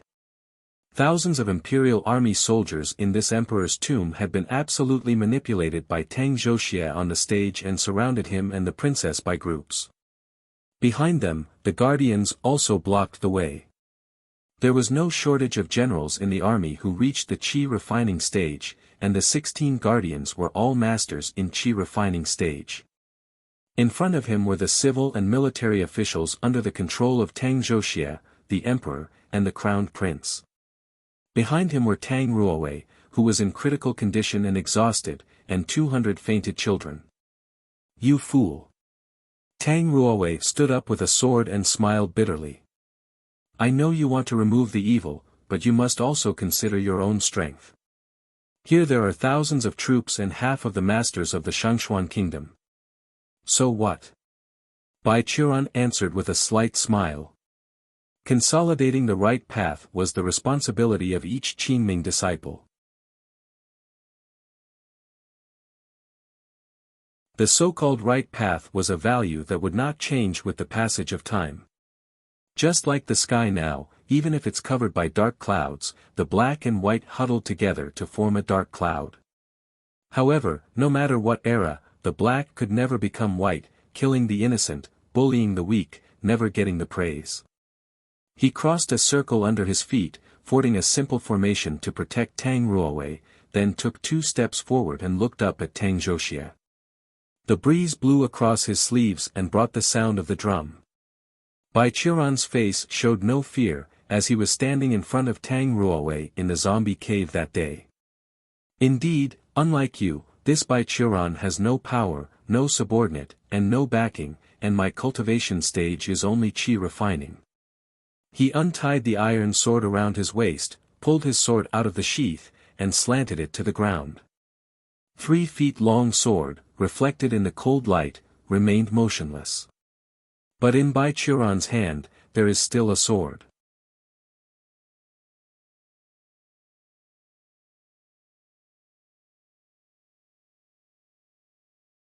With the order of Tang Zhoxie, thousands of troops marched from 3 sides, with Bai Qiuran as the center. Swords and spears were like a forest, and archers in the distance pulled their bowstring, shooting arrows like rain. Facing the attack, Bai Qiuran raised his sword. With the first sword strike, 1,000 feet long rift was split on the ground, and the royal mausoleum was smashed into powder. The army on the east was destroyed by the sword ki, and their blood and bones were blown away like leaves in the wind, then fell to the ground. With the second sword strike, a bright halo light up the sky, like the sun was exposed through the cloud. As for the army on the west, and more than 1,000 soldiers were divided into 2 from the waist and died. With the third sword strike, the sea of clouds was torn, the clouds were scattered, and the hurricane was raging. It was like a giant beast in the clouds, sprayed thunder, and the sword ki pointed directly at the last army at the north. In the end, the bodies of more than 1,000 soldiers were blown apart by sword ki, not even the bones were left. After the 3 sword strikes, thousands of the best soldiers in Shangxuan kingdom disappeared, along with the 16 guardians under the leadership of Sima Inbo. Seeing this scene, Sima Inbo was startled. Is this still chi refining stage? Calm down. Tang Zhoxie's face was solemn, but he still said. He knows a lot, and I am afraid that he is a big shot. It is normal for some unusual techniques, but after all, he is still in the chi refining stage. Such an attack must consume a lot of his energy, and you see, his weapon is no longer available. Look! Sima Inbo also saw that after the three swords were waved, Bai Churan's long sword had only one hilt left. Seeing this, he calmed down and presided over the formation of the guardians.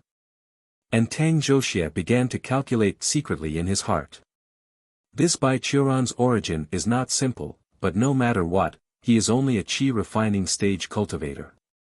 Although these tricks are powerful, they must be very detrimental. Now he cannot be my opponent. After killing him, I can take his blood, and then use the secret method to extract his memory, and then I can run away. In fact, Sima Inbo and others have been lied by him for a long time, thinking that his purpose was to strengthen Shangxuan, but in fact, since he accidentally got the remnants of Blood God's sect and set foot on the road to cultivation, he has no interest in Shangxuan anymore.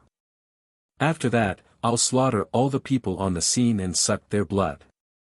As for the forces behind Bai Churan, they can only trouble the Shangxuan kingdom, which had nothing to do with me. Harming others for self-interest, taking, and using everything that could be obtained to strengthen oneself, this was the modus operandi of cultivation recorded in the remnant of the Blood God sect.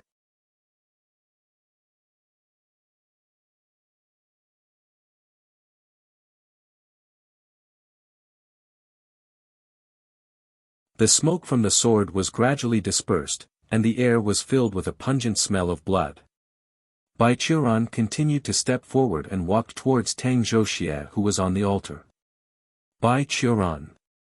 Sima Inbo shouted at him in anger. Give up, you don't even have a sword. Hearing his words, Bai Churan glanced down at the hilt of his sword, then chuckled.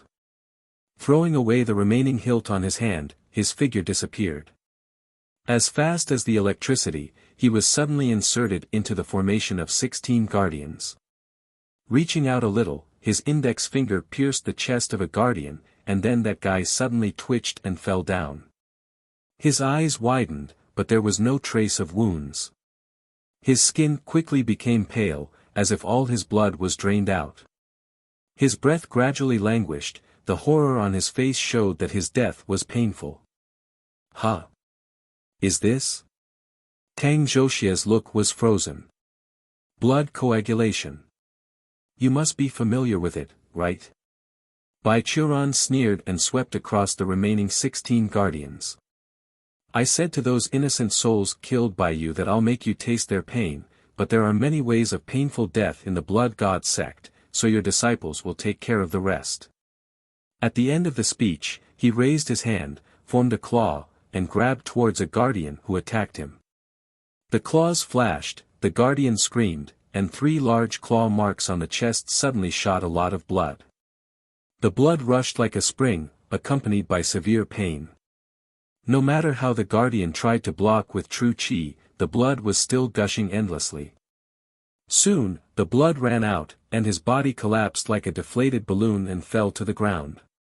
Bai Churan moved forward again, and the guardians attacked him out of horror, but his hands created thousands of images, turned into claws, or swords, or spears. Each move was extremely terrifying, evil, and fierce. Upon being hit, the guardians died extremely painful and miserable deaths. Either their blood was sprayed from the pores of the whole body, or blood boiled in the body, or blood from the whole body poured into the heart, making vital organs explode. Soon, only Sima Inbo was left in front of Bai Churan. Bai, brother Bai. He looked terrified, tears and snot flowed out together, begging. I have no choice but to. I know. Bai Churan smiled slightly and then patted his forehead without mercy. Goo. Sima Inbo's whole blood suddenly gathered towards his forehead, and the young man's entire head swelled, and then burst open with a bang. After stepping over the corpses of the guardian, Bai Churan stepped on the blood step by step and slowly came to the altar, facing Tang Zhoxia. How much energy do you have left? Tang Zhoxia narrowed his eyes, his body was tight, and there was cold sweat leaching from behind, as he was secretly alert. You guess. Bai Churan answered with a smile. I haven't reached the foundation establishment stage anyway. Tang Zhoxie confronted him for a few seconds, and suddenly a mouth blew a blood light from his mouth. Bai Qiuran reached out and grasped the blood light in his hand. The blood light turned out to be a small blood-colored flying sword. He pinched it in the 5 fingers and played back and forth. Tang Zhoxie's forehead exuded a little cold sweat. With his hands behind his back, 2 black command flags broke from the headless corpse of Sima Inbo, attacked from behind Bai Qiuran, and released fire. But Bai Qiuran turned his head and blew. His majestic chi blew out the sea of fire in an instant, then he caught the 2 flags and tore them into pieces. Fellow Taoist. Tang Zhoxie stepped back and said, I don't think we need to oppose each other.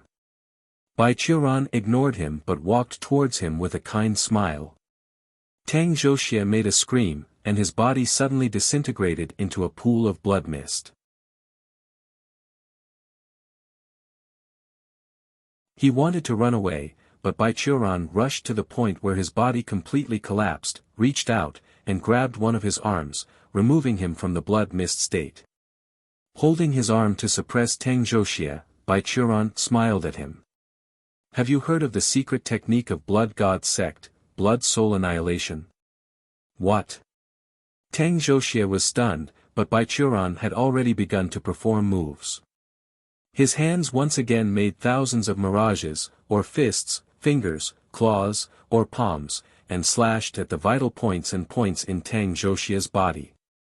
The true qi turned into the evil qi, and the blood in Tang Zhoxie's body was boiled, stirring back and forth, gave him the unspeakable pain and shattered the meridians, bones and spiritual roots of Tang Zhoxie's whole body into powder.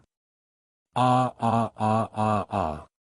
The former Shangxuan emperor issued a terrifying scream, but he couldn't escape.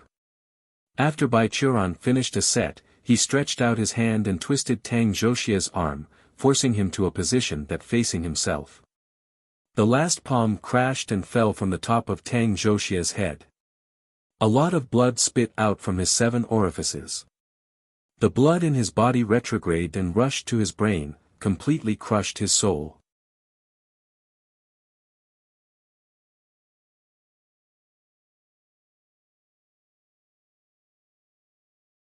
Bai Qiuran let go of his hand, and Tang Zhoxie's bloody body fell to the altar, and blood ran down the ground.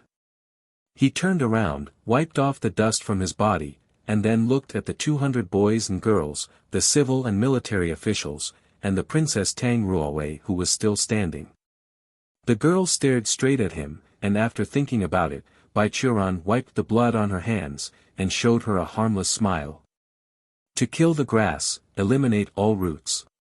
He pointed to the body around him and said. He is the one who makes the first move. I know. Tang Ruowei nodded blankly. Well. At this moment, the spiritual advisor Fu Qianqiu, who was standing next to the altar, suddenly covered his head and uttered a sore sigh. After a while, the Shangxuan emperor also held his head and groaned. It seems that when Tang Zhoxie died, the demonic techniques that controlled the people's hearts that were cast on them disappeared, and the cultivation level of the spiritual advisor and Shangxuan emperor was regarded as the highest in the field, so they woke up first. However, those thousands of soldiers are different. In order to increase their combat power, Tang Zhoxie has used demonic methods to transform them into something like a corpse soldier, so Bai Qiuran had no psychological pressure to kill them. On the contrary, he made it easier for Bai Qiuran. Although Bai Qiuran could forcefully break through the troops and kill him, he would certainly have to spend a lot of effort.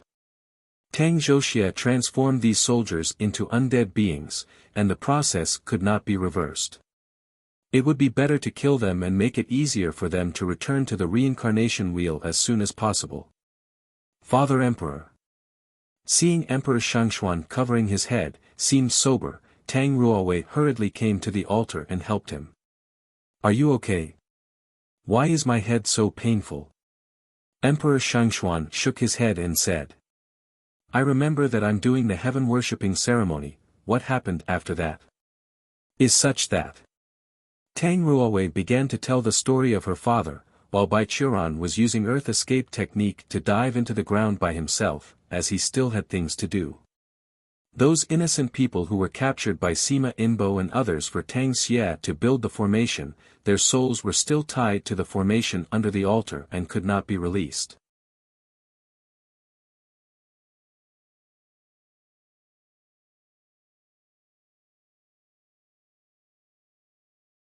As soon as he entered the hollow in this stratum, Bai Churan's nose smelled a pungent smell of blood. In his spiritual vision, all the people who had been slaughtered gathered towards him. Their features were like melted wax figures. Their eyes and mouth had become dark hollows, looking extraordinarily painful and horrible. Bai Churan stomped, his chi poured out and ruined the formation on the ground that restrained their freedom, and then he began to use the soul cleansing technique to send these lost souls to the underworld. However, his method was different from the soul cleansing method of the Heavenly Buddha sect. Those monks used mantra chanting to clean up the grievances from the souls and connect to the underworld to send souls over. Because this wasn't the formal channel, these souls have to wait for a long time to enter the reincarnation wheel. Bai Churan's method was much simpler. To some extent, his method was to call the police directly and ask the police to handle the victims. After making a few runes, Bai Churan stopped. 2 minutes later, a crisp cricket sound that only near-death people like him could hear, from near to far, came slowly from the void. In the midst of nothingness, there was a dark road winding, and then Bai Churan saw that the figure of Xue Ling, his old friend, slowly solidified from nothingness and walked towards him. The soul taker still had a dead face with no expression. He put the mule in his hand back and asked. Bai Churan, why do you use the spell to call me? Well. Bai Churan looked up in the direction of the ghosts gathered in this hollow. The ghosts instinctively felt a kind of fear because of the soul taker. Those souls, that's your job. Xue Ling swept around the soul there and frowned slightly. So many dying people who haven't reached the end of their lives in the book of life and death. What have you done in this world? Still the same cliché, a demonic cultivator wants to improve himself, killing people, taking blood, restraining the soul, and then preparing to perform sacrifices. Bai Churan replied. But I have already destroyed the soul of that guy. You don't have to search for him. Humph. Xue Ling snorted coldly but did not say anything. For the inhuman murderer like Tang Zhoxia, who had done too many damages, soul takers would take them to Abi Hell, where their souls were tortured until being completely destroyed. Bai Churan's action, in a way, saved the effort of the underworld. Xue Ling took out an iron chain. It originally looked like a one-arm-long soul iron chain, but it could stretch indefinitely. Xue Ling bound all the ghosts' wrists here and lined them up in a row, while Bai Churan watching the whole time. In the end, he asked. Hey, this time, can I count it in your merit books again? That's it. Xue Ling tightened the iron chain in her hand and replied. But you have repeatedly escaped the life limitation. Don't think that you can make up for it so easily. Aha, I know. Bai Churan nodded. He was too debt-ridden anyway, and he never thought that he could clean his criminal record. Xue Ling formed all the ghosts into a long line, and stood on the trail that extended from nothing. Then, as if suddenly remembering something, he looked at Bai Churan and said. Yes, Bai Churan, you. What? Bai Churan touched his head, wondering. No, nothing. Xue Ling retracted his gaze, pulled the iron chain in his hand, and pulled out a paper lantern. The lantern shimmered and illuminated the path in the void. Leave and follow me. In the darkness, the sound of the crippled mules resounded, accompanied by a sound of groaning from nowhere, and the ghost with a blue face took a long line of ghosts and slowly walked into the void, disappeared. Hey, what did you say? Bai Churan was still thinking about Xue Ling's restless expression before, but couldn't think of what he had to say to himself.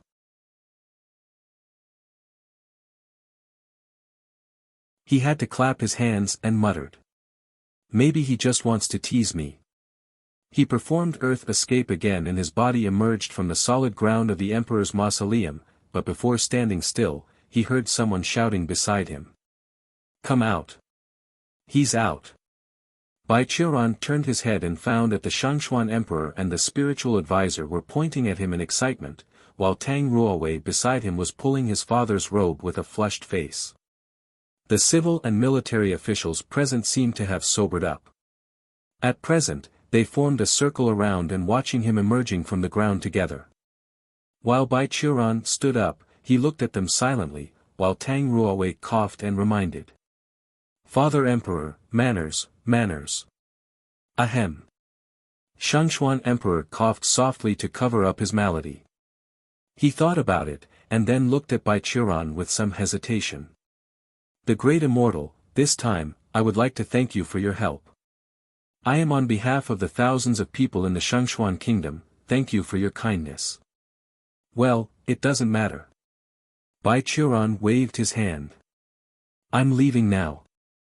"The great immortal, at least let me thank you and show my gratitude." The Shangxuan Emperor shouted to him. "No, you can't afford what I want." "Then, at least let me set up a feast." "I do not want to eat."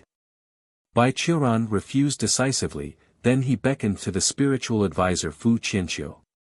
"There is something I want to ask the spiritual advisor over there. You deal with things here first, and I will come to you later."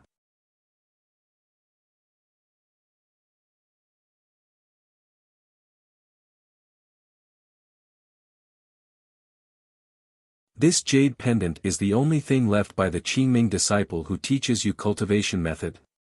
In the palace of the spiritual advisor, Baichuran sat in the main seat, looking at a piece of jade pendant in his hand. This jade pendant was equivalent to the Qingming sword sect's disciple identity card, which recorded information and permissions of the holder. Baichuran himself also has a piece of it. Looking at the style of this jade pendant, the owner of this jade pendant should belong to the 6th generation of inner disciples of the Qingming sect. When they traveled down the mountain 200 years ago, some people did not return. Yes, the disciple was originally a peasant who farmed in the western border of Shangxuan. Because he had retained my house for one night, he awarded me the cultivation method.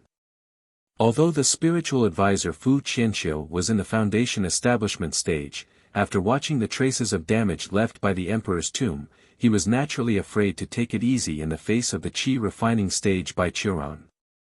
He answered Baichuran's problem very respectfully. "Unfortunately, I still failed to save the life of my master." "It's okay, it's not your fault. A true cultivator must go through the calamity. It is normal to fall down on the path. He died in the battle with demons to save the innocent, Qingming sword sect will be proud of him." Baichuran took back the jade pendant. "I will bring this jade pendant back. The method he passed on to you is the most orthodox method of Qingming sword sect. With your qualifications, it's also possible for you to practice well and get into the golden core stage in your lifetime." Having said that, he had some envy in his tone, adding, "Treasure it, Qingming sword sect's method is the right path. This disciple remember." Fu Qianqiu replied. "One more thing." After Baichuran put the jade pendant into his bag, he continued to ask. "After coming down the mountain, I heard that you instigated Shangxuan Emperor to impose heavy taxes on the people of Shangxian Kingdom, and then used the revenue to refine pills. Is this true?" It's true." Fu Qianqiu was ashamed. "Remember, except to take some pill when you hit the bottleneck, at other times you should not take the pill to increase your level. It will make your foundation unstable." Baichuran taught the lesson lightly, and then asked again. "But what kind of pill do you make?" "What?" Fu Qianqiu touched his head and said. "Yeah, what am I making?" Baichuran stared at him for a few seconds, then suddenly raised his hand and slapped him. "Demon-possessing Taoist conviction. Looked like not all things in the remnant was shallow." The so-called demon-possessing Taoist conviction was a high-level spiritual technique of the demonic cultivator. It was created by a stunning and talented demonic cultivator of the Nether Spirit sect 2000 years ago. Unlike other manipulation methods which oppressed targets' consciousness, this technique would not capture the subject's consciousness, but change the subject's concept in a subtle way, guiding them step by step to complete what the caster wants them to complete. As the saying goes, it takes 3 years to learn good habits but 3 days to learn bad habits. That demonic cultivator used this trick to guide many cultivators stuck in the bottleneck period into the demonic road. Then he heard that Qingming Sword sect had a self-disciplined disciple of Qingming Daoist, who was stuck in the bottleneck of the Qi refining stage for more than 1,000 years. Later, there was no later.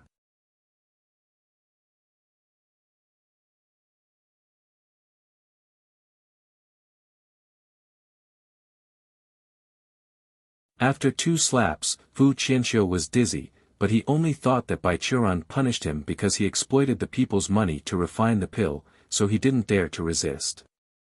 How about it? Seeing Fu Qianxiu shaking his head, Bai Qiuran continued to ask. Are you awake? Awake? What is awake? Fu Qianxiu asked in doubt. Isn't the senior punishing this disciple? I'll ask you again, you exploited the people's money to make pills for the Emperor Xianxian. What pill did you make? Bai Qiuran asked. What pill? Fu Qianxiu thought for a moment with a confused look, and suddenly realized. Yeah, I've refined pill. I've never learned its recipe and never seen it. Why did I make that pill? Do you have any pill? Bai Qiuran extended his hand. Show me. Fu Qianxiu took the pill out and handed it to Bai Qiuran. He opened it and found out that it was made from the few materials that he was missing. It's just a common pill often used by the demonic cultivator, mixing with some herbs used to treat erectile dysfunction. It seemed that staying in the gloomy Imperial tomb all these years made Tang Zhoxia impotent. It's a waste.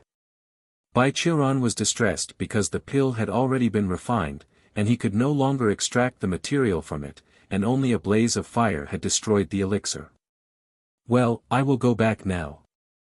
You have already practiced the Qingming Sword Sect's method, and you can be regarded as a half-disciple of Qingming Sword Sect. I will accept you as a named disciple on his behalf.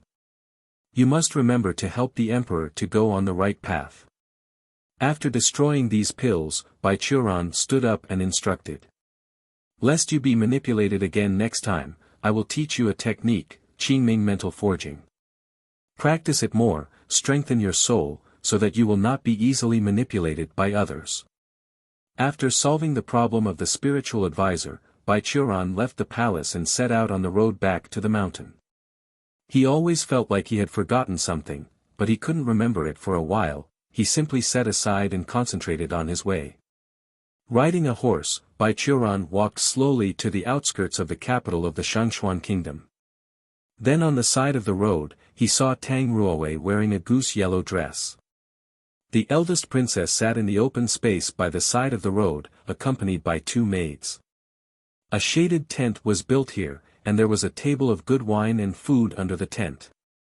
When seeing Bai Qiuran walking on a horse, Tang Ruowei smiled brightly and greeted him.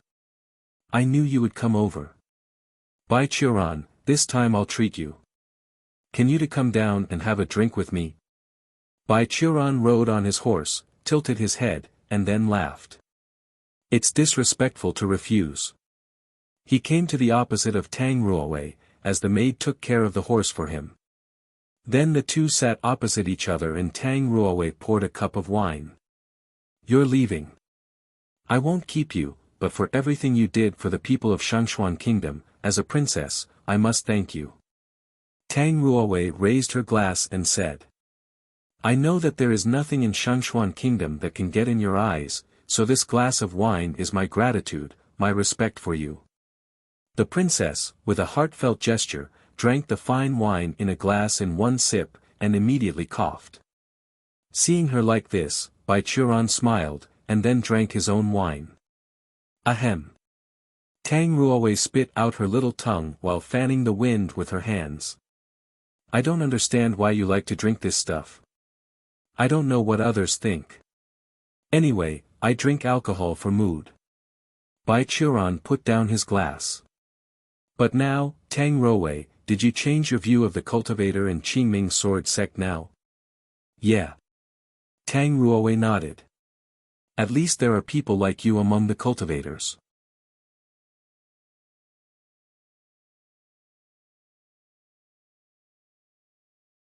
Every group is the same, there are good ones and there are bad ones. In the righteous alliance, there will be deceit and concealment every time, and even the largest evil sect, occasionally one or two demonic cultivators with righteousness can appear. Bai Qiuran laughed. After all, cultivators are still human, and these are normal. I probably understand. Tang Ruowei said thoughtfully. Next, the two pushed the cups for a change of food, staggered, and ate up a table full of wine. They were very happy. In the end, the princess took a slightly drunk face, spit out the fragrance, and asked with a smile. Bai Qiuran, as a farewell gift, I can answer you another question. Any problem? Bai Qiuran asked. Any problem is fine. Tang Ruowei nodded affirmatively. That. Bai Qiuran's eyes swept across Tang Ruowei's chest, then asked. Have you learned a cultivation technique called Creator's Body Forging Technique? It was co-created by me and one of my old friends. He is no longer alive, and I want to ask on behalf of him. Creator's Body Forging Technique? Perhaps she was a bit drunk, and Tang Ruowei's mouth couldn't keep words. What is that? I haven't learned it. What?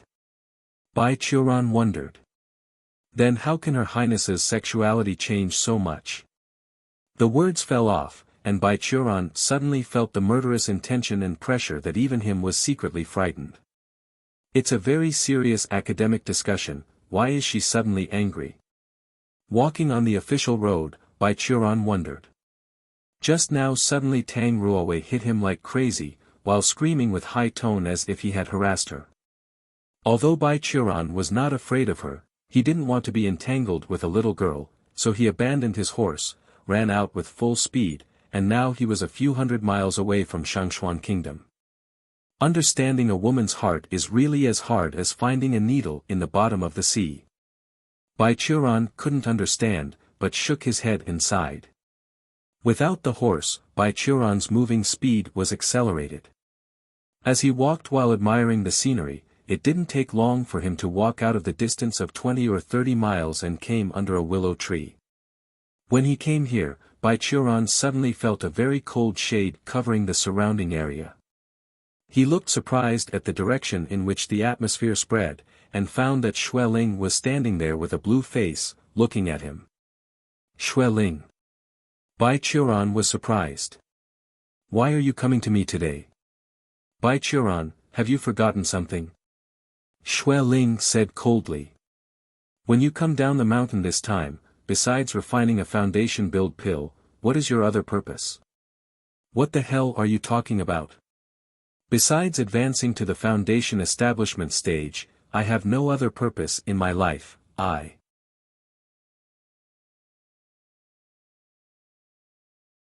When Bai Qiuran was talking, his voice suddenly dropped, and cold sweat ran down his forehead. Well, what is my lifespan limit? It has run out. Xue Ling sneered and shook the iron chain of his hands. Just when you were drinking and eating with that girl. Okay. Bai Qiuran took a step back seriously, saying. Xue Ling, you and I have known each other for 2,000 years. Can I ask for a delay to pay my debt? Xue Ling smiled. What do you say? Suddenly, on the surrounding ground appeared with countless soul-takers, whose strengths ranged from physique integration to great ascension, led by Xue Ling, surrounded by Qiuran. Bai Qiuran.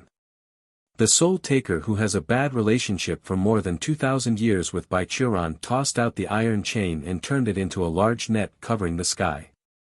I'll arrest you today.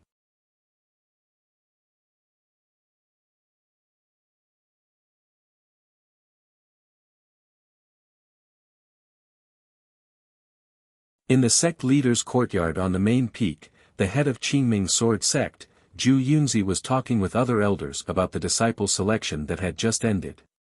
Heaven was truly blessing us. After reading the list of new disciples presented by the third elder's Bi Yunzi, Zhu Yunzi smiled. There are many good qualified disciples this year. Alas, look, there are still 2 ones with the heavenly level spiritual root here. Brother, don't just look at the qualifications. Next to him, the second elder reminded. There are many cultivators who have high qualifications but no mentality and have fallen. On the contrary, there are many people with mediocre qualifications but firm-mindedness and gain achievement through hard work. I know this. Jia Yunzi waved his hand and said. My own qualifications are very mediocre, and besides, I have no worries that our disciples will be unbalanced due to their mediocre qualifications. After all, we have Uncle Ancestor. Qingming sword sect had an advantage that no other sect had. Once a disciple felt that his advance was much slower than other disciples, therefore his mentality went wrong, Zhu Yunzi or other elders would point to the farthest peak and introduce them to Qingming sword sect's Uncle Ancestor. The disciple would feel ashamed when he heard that there was a senior who has worked hard for 3,000 years in the qi refining stage and still insisted on cultivating, never giving up. After countless trials, the success rate of this method was about 98.7%. Sect leader. The sixth elder on the side whispered. Don't think that Uncle Ancestor knows nothing. You touched his heart wound so much, be careful that he holds his revenge. Don't worry, I know Uncle Ancestor very well. He didn't have such a temper. Zhu Yunzi didn't care, he laughed. By the way, speaking of Uncle Ancestor, it seems that one of the disciples was looking for him. Yes, there is one. She said she would like to see her benefactor. According to her descriptions, that is a young man with white hair and white eyebrows. His name is Bai Churan. The seventh elder Lu Yunzi smiled. This disciple seems to be a nobleman from the royal family of Shangxuan kingdom. By the way, I remember that she is also one of the 2 disciples with the heavenly level spiritual root this time. Oh, is that true? Zhu Yunzi's eyes brightened. I don't expect that when Uncle Ancestor going down the mountain at an old age, he has such a scandal, fated encounter. Junior sister, how about this little girl? Beautiful and smart. Lu Yunzi replied.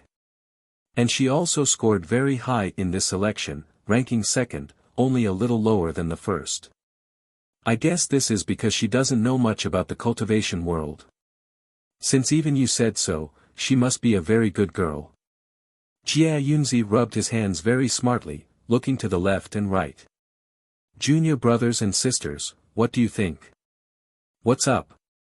The second elder vomited. Senior brother, do you want to touch a disciple who has just joined our sect? Fuck.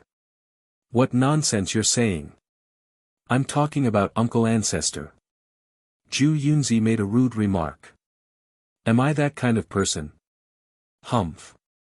The second, fourth, and fifth elders all sneered and did not answer. Okay, brothers and sisters, I mean it. Zhu Yunzi coughed, and said positively. Look, Uncle Ancestor has been helping us for over 3,000 years. Yet he has no love interest, let alone a Tao companion.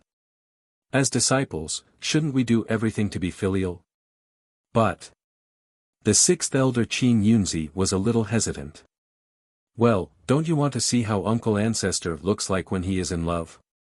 Jia Yunzi whispered. Qin Yunzi hesitated for a long time, and finally lowered her heads with blushing, and said with great shame. I really want. That's it.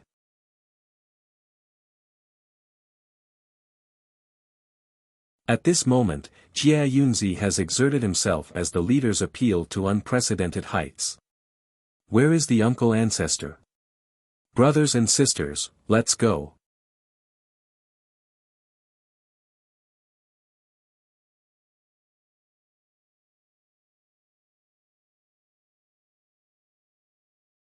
When Uncle Ancestor returned, he immediately closed the door to refine the pill and make a breakthrough. The third elder Yunzi whispered. Patrol disciples said that when he returned, he still had traces of fierce fighting. Let's not disturb him, just in case he succeeded in advancing to the Foundation establishment stage. We've acknowledged our Uncle Ancestor for hundreds of years. It all ended up the same. He closed the door for 3 days, achieved nothing more than a breakthrough. Zhu Yunzi said what desperately would let him be beaten by Baichuran. Go and bring that little girl along. Let's go to 7 Stars Peak to greet Uncle Ancestor. Senior brother, it's not good to do this. As the other elders followed the Zhu Yunzi walking towards the door, the third elder Yunzi, the most honest one, raised his hand. Hold on. Uncle Ancestor's love life is his own freedom. As juniors, we should not interfere with it. Are you really not afraid of being beaten? Third junior brother, you are always the problematic one. Zhu Yunzi pointed to the nose of Yunzi and said.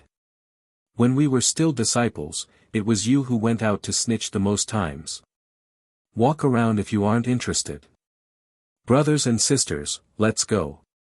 So for the old but unmannered Qingming sect leader, along with other elders, went down to the new student disciples' settlement. The head of the sect and the elders' arrival made these new disciples anxious, but Zhu Yunzi also had a great deal of experience with these tender young people. After saying a few encouraging words, they pulled Tang Ruowei, and flew to the 7 Stars Peak where Baichuran lived alone. Tang Ruowei followed a group of top authorities in Qingming Sword Sect and came to the simple courtyard outside 7 Stars Peak. She stared blankly at the head of Qingming Sword Sect while standing in line with the elders, waiting outside the gate of the other courtyard said to be Baichuran's residence. These elders also said that Baichuran shouldn't be disturbed and none dared to knock the door.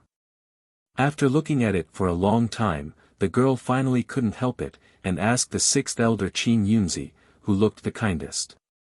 Well, the 6th elder, does Baichuran have a high status in our sect? High status? Of course. Qin Yunzi whispered and answered. Uncle Ancestor is the disciple of Qingming Sword Sect's founder, thus he has a higher status than anyone in our sect. Then why is he still in the qi refining stage? Tang Ruowei asked. This. Uncle Ancestor is in a special situation, but he is definitely not weak. Qin Yunzi reminded with a smile. Cultivation level is a sensitive topic for Uncle Ancestor. You better not say about that in front of him. Oh. Tang Ruowei nodded blankly.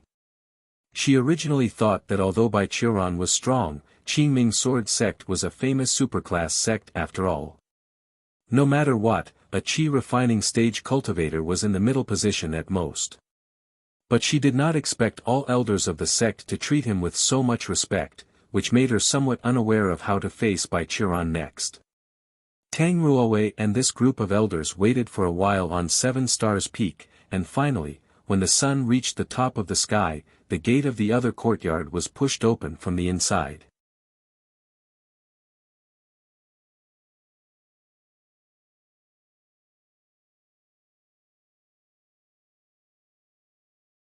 The door opened, and everyone standing at the door saw Baichuran walked out with a disappointed face.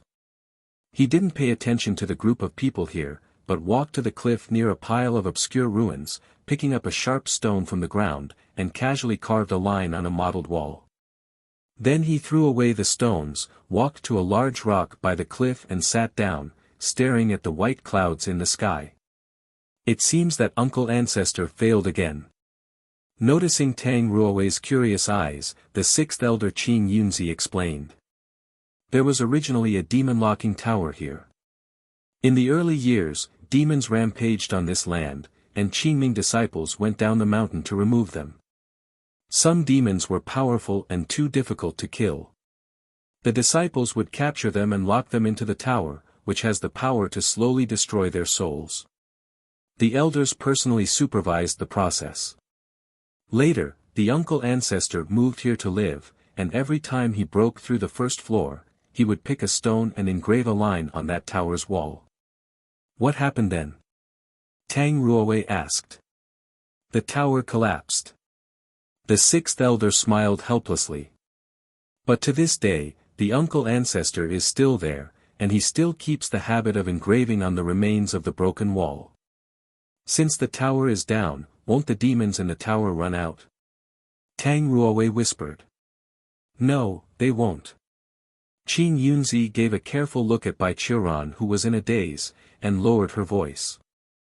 Uncle Ancestor was in the bad mood that time, so they all died miserably. Tang Ruowei spat out his tongue. At this time, when seeing Bai Qiuran's exit, several elders of the Qingming sect were also winking at each other. After a few pushes, someone kicked the head of the sect Zhu Yunzi out of the team, came to the front of the crowd. He covered his buttocks and stared hard at his junior brothers and sisters, and then had no choice but to carefully approach Bai Qiuran, who was in a daze. Uncle. Uncle Ancestor. Zhu Yunzi showed a charming smile. You have come out. Ahum. Bai Qiuran was too lazy to lift his eyelids now. What's your kids doing here? I'm here to congratulate Uncle Ancestor. Zhu Yunzi said carelessly in his courtyard before, but when he came to face Bai Qiuran, he began to be nervous. Congratulate? For what? Bai Qiuran responded expressionlessly, his eyes looked dead. Looking at Bai Qiuran's eyes, Zhu Yunzi's memories of being taught by fists in the early years due to his careless mouth reappeared from the heart. This psychological shadow, even for a cultivator in the physique integration stage like him, could sway in his heart and momentarily create flaws in the thoughts. Therefore he was in a panic and opened his mouth to say something he should not say. I'd like to congratulate Uncle Ancestor for breaking through again and gaining a higher level of strength. Long live the Uncle Ancestor! Hooray! Hooray! Hooray! What the hell am I talking about? As soon as he said it, Zhu Yunzi covered his mouth again, and his heart was full of horror. Humph! Sure enough, Bai Qiuran's head turned around when he heard his words, and a kind of brutal blood glowed in his eyes. Little boy, after hundreds of years, look like you finally grow up and begin to run wild. He said as he squeezed his fist, making a terrible crackling noise. Cultivators should abstain from arrogance and irritability. Today, Uncle Ancestor will remind you of this truth. Uncle Ancestor, please have mercy. On the 7-star peak, sounded the agony scream of Zhu Yunzi, who was the leader of the Qingming sect, the head of the Righteous Alliance.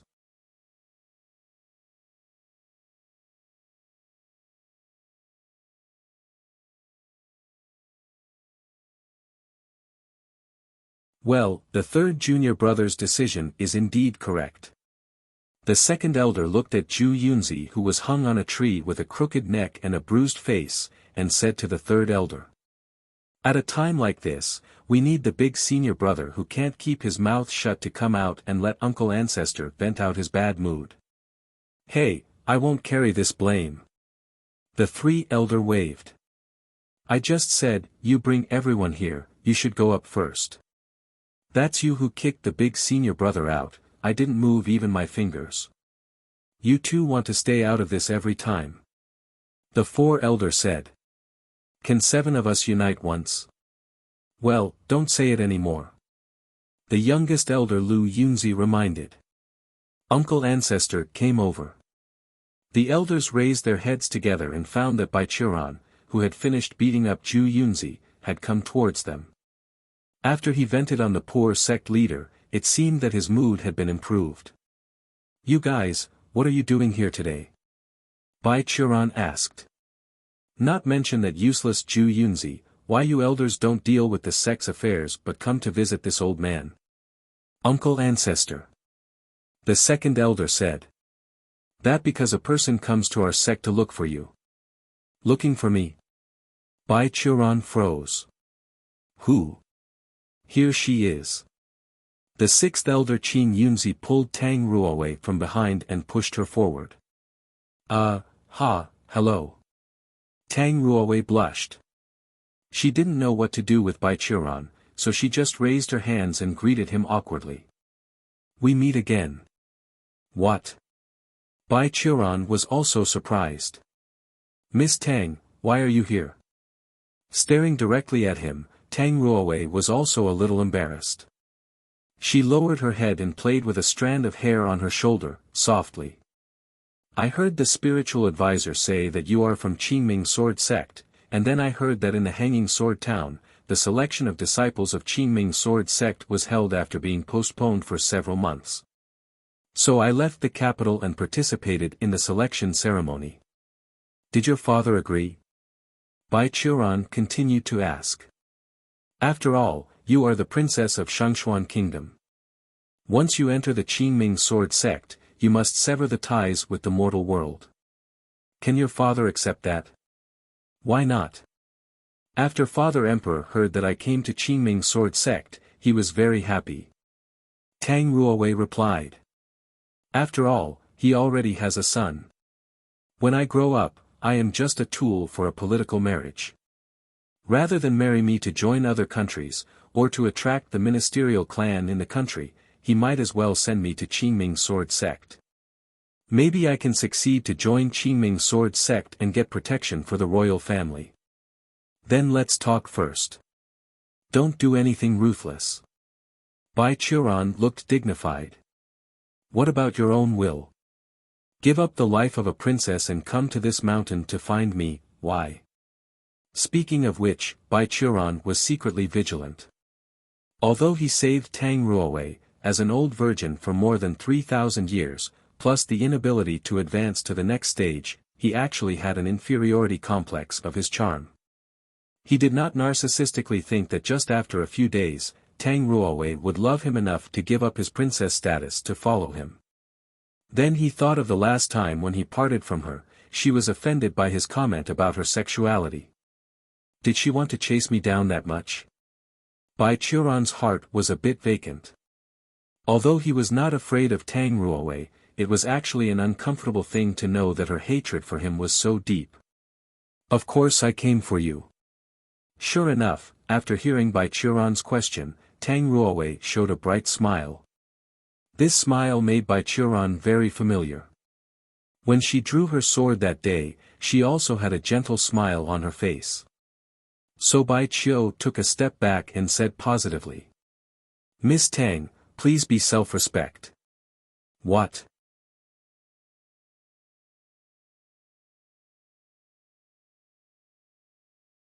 Tang Ruowei looked at him with a look of confusion. "I know you came to your door, and you're still angry that I mentioned your physical defect that day.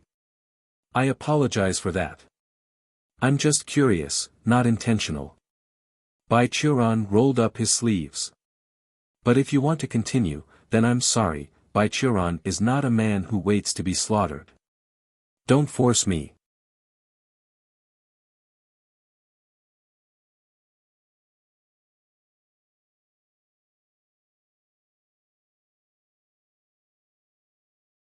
After listening to Baichuran's words, Tang Ruowei was angry and frustrated.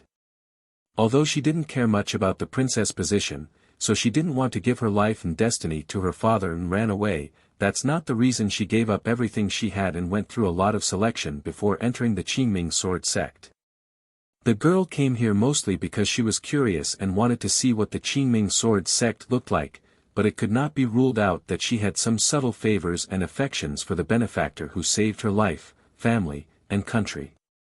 It turned out the opposite of her expectations. The first Rectian when he saw her was not welcome, but asked if she chased after him for revenge. Judging from his action to pull the sleeves up, he really intended to fight her. "I'm not angry now." In front of the elders of Qingming Sword Sect, Tang Ruowei decided to maintain her image. "And Baichuran, as a gentleman, you shouldn't be violent to women, right? No, women are born in the same world as men. They can run, jump, and practice. In my eyes, men and women are equal." Baichuran also rolled up the sleeve on the other side. "So as a man, I will be modest to women, but I will never be softened when going to a battle, especially after I fought with the old hag who was the previous leader of Kamasutra sect. Miss Tang, I am not in that mood now, so don't force me. Little girl. The elder Qin Yunzi next intervened in time. Uncle Ancestor is telling the truth, I can prove it. But I didn't want to fight with you. Tang Ruowei sighed quietly, somewhat weak. Really? Bai Qiuran suspected. That day, you chased me 10 miles with killing intent. I'm telling the truth. Tang Ruowei reached out and covered her forehead. I just want to see what kind of sect the Qingming sword sect is. Oh, then, you're welcome. Bai Qiuran heard a smile on his face. Although now you haven't officially become a disciple, you're also a member of my Qingming sword sect, so you are welcome, Miss Tang. Okay. Tang Ruowei hesitated and reminded quietly. Don't call me Miss Tang anymore. As you said, I entered the door, that's mean I'm a disciple of Qingming sword sect, and you are the highest one in Qingming sword sect, then I should honor you, and you must not lose the courtesy. Don't be bothered by it. If I really want to keep the courtesy, then even the elders can't talk to me normally. Bai Qiuran waved his hand. So let's talk like normal. Anyway, except the head and elders, knows very few people know about my existence, so you don't need to worry about others saying you are not polite. He greeted the elders. Right, everyone? Of course, of course. The elders quickly nodded. Well, don't stand outside, come in together. Bai Qiuran greeted Tang Ruowei and the elders. By the way, who's going to take that idiot off the tree? Hearing Bai Qiuran's words, the elders looked at each other, then the third elder took Zhu Yunzi off the crooked neck tree, and then a group of elders dragged the sect leader and took Tang Ruowei into the small courtyard where Bai Qiuran lived.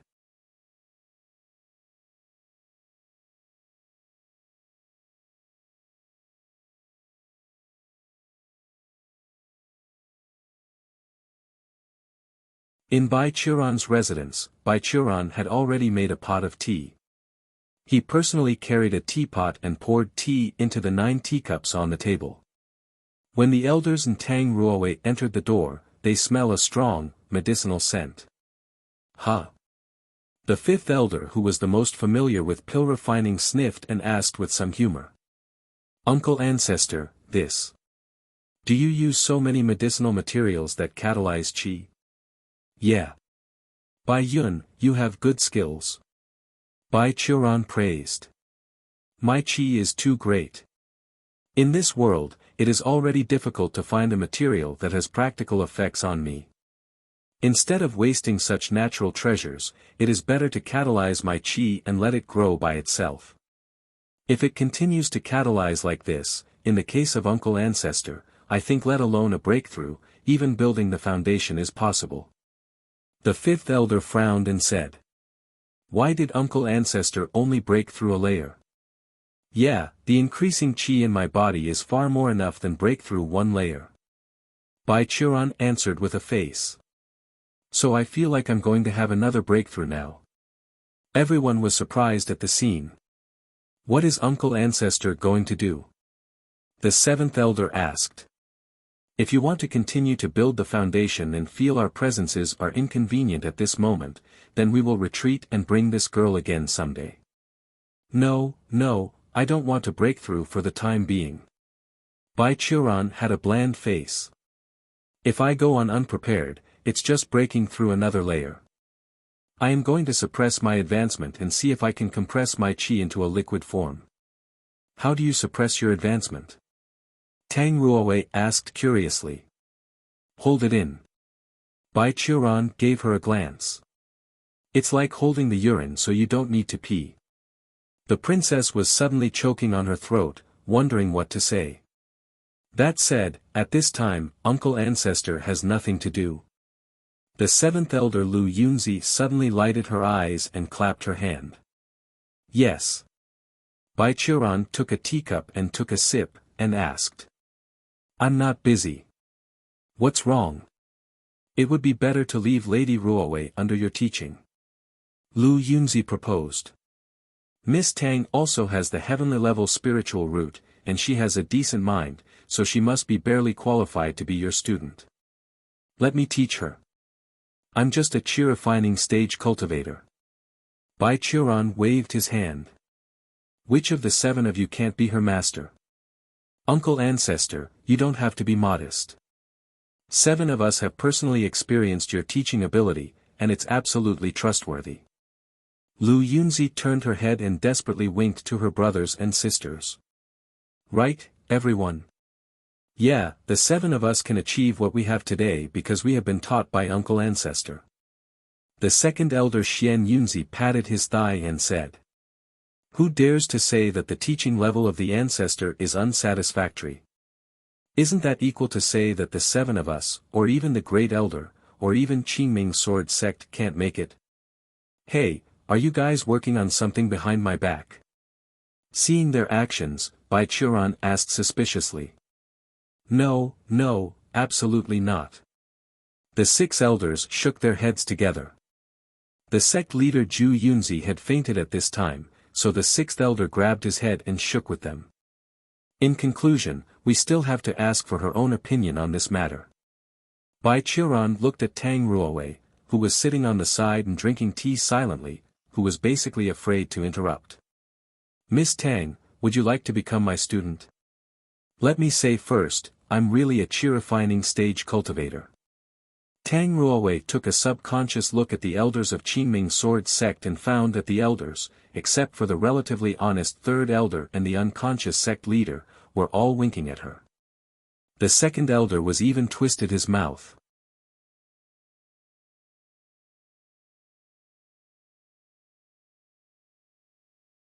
Well, although I don't know what they are doing, considering that they are big shots, I should cooperate with them now. Tang Ruowei thought so and nodded to Bai Qiuran.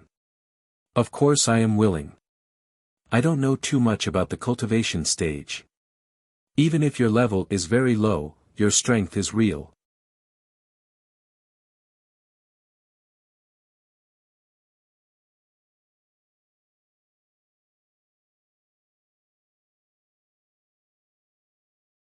That's okay. Lu Yunzi clapped her hands and smiled. According to the rules, students of the elders were all in red clothes. Although Uncle Ancestor had no official position in the sect, with the current status of Lady Ruowei, she should have red clothes too, right? Of course. According to the status, we should even call her senior sister. The 3rd elder who had been opposed before also became active at this moment. Leave it to me, I will send her identity jade and clothes as soon as possible. Oh, you have prepared beforehand. Seeing the reactions of the elders, Bai Qiuran suddenly understood, watching them while sneering again and again. Well done, you have grown independent. We don't dare. The elders quickly shook their heads. Uncle Ancestor, please spare us. Forget it, I'm very busy anyway, and it's not bad to teach Miss Tang. Bai Qiuran glanced up at Tang Ruowei. Heavenly level of earth spiritual root. I think that the qualifications of the Shangxuan royal family have concentrated on you. You can tell at a glance. Tang Ruowei was surprised. I only managed to test it out after touching that stone for a long time. Spiritual root is not a scarce thing. It can be replenished by eating some heaven-mending pills. Bai Qiuran didn't care and asked. I heard that there are 2 people with heavenly level spiritual root this time. What about the other? The other one has a metal spiritual root, and the sect leader has accepted him as a student. The 3 elders answered. Oh, then help me remind Zhu Yunzi to remember to quash his pride first. Bai Qiuran said lightly. Let him realize heavenly level spiritual root doesn't mean everything. It should not be too hard on him, otherwise he will be easy to give up. The 6 elders whispered. If he doesn't even have that kind of mind, it's better to go home and be a farmer. Bai Qiuran glanced at the elders lazily. Furthermore, isn't this Qingming sword sect still having such a useful, Uncle Ancestor? Do you really think that every time you bring your disciples on the cliff of your mountain peak and point at Qixing Peak, I can't see you from here? The 6 elders felt a chill ran down their spines. Well, I accept it, are you satisfied? Bai Qiuran clapped. Go back, you have to deal with the daily affairs of Qingming Sword Sect. But about the ceremony? The 7th elder hesitated. Leave it to me, everything is simple. Bai Qiuran waved his hand impatiently. It's also best to change the way you call each other. Uncle Ancestor, you still call her Miss Tang, it's quite like strangers. Lady Rowei, it is not polite to call your master by his name. The 6th elder Qin Yunzi said again. I know. Bai Qiuran forced a bunch of elders out of his place and threw the unconscious sect leader to them. Go, do your business. After closing, he closed the door. Several elders stood at the door and looked at each other. They didn't know whether their attempt of matching was successful or not, but they didn't dare to bother Bai Qiuran anymore. They could only carry the unconscious sect leader and returned to their respective peaks.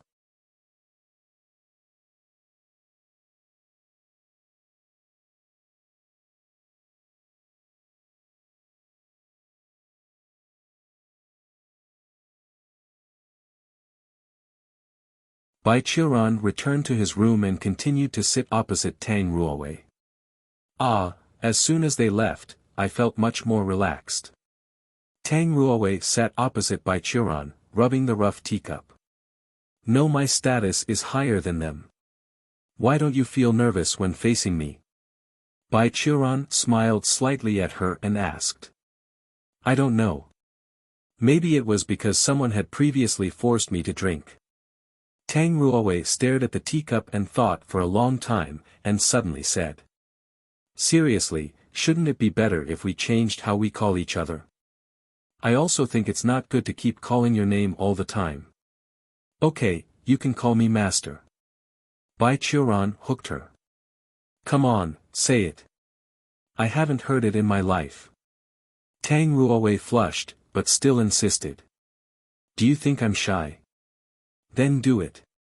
Bai Qiuran sat upright and looked at her with a smiling face. Tang Ruowei stared at his face, brooded for a long time, and finally squeezed out a word. Master. Good job, my obedient student. For the first time, Tang Ruowei felt that Bai Qiuran's smile looked so irritating. It's not fair. Tang Ruowei then exclaimed. You have to change how you address me too. Don't you dare. Easy. Bai Qiuran was in his true colors, and deliberately said in an affectionate voice. Ruowei. Tang Ruowei's face blushed, even her ears were reddened. I need to go to the toilet.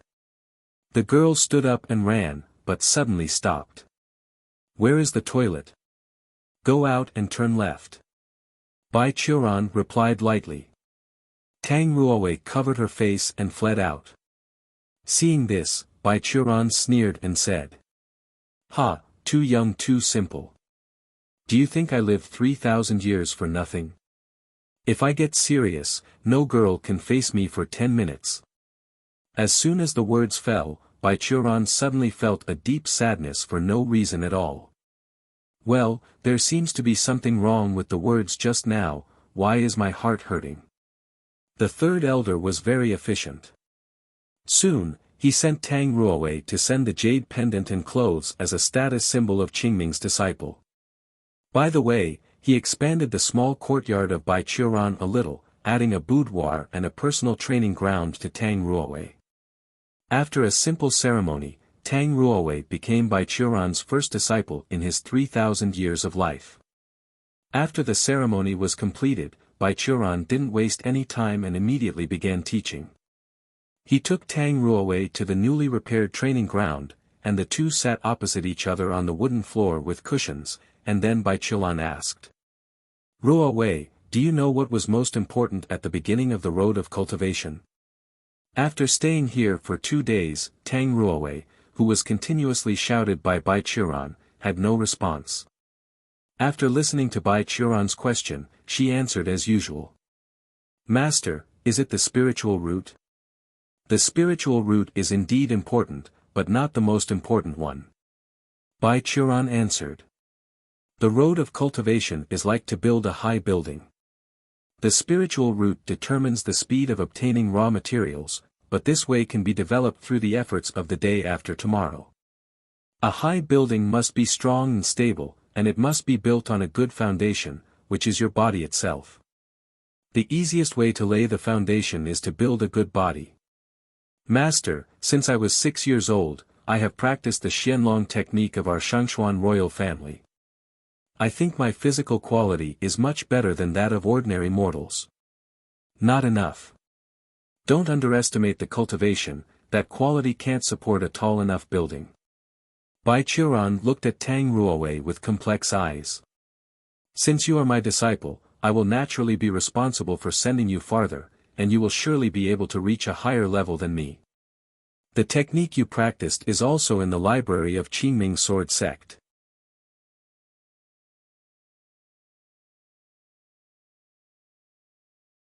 For a mortal country, it is indeed enough, but compared to the technique of cultivation, it is neither sophisticated enough in terms of internal qi, nor throughout enough in external skills.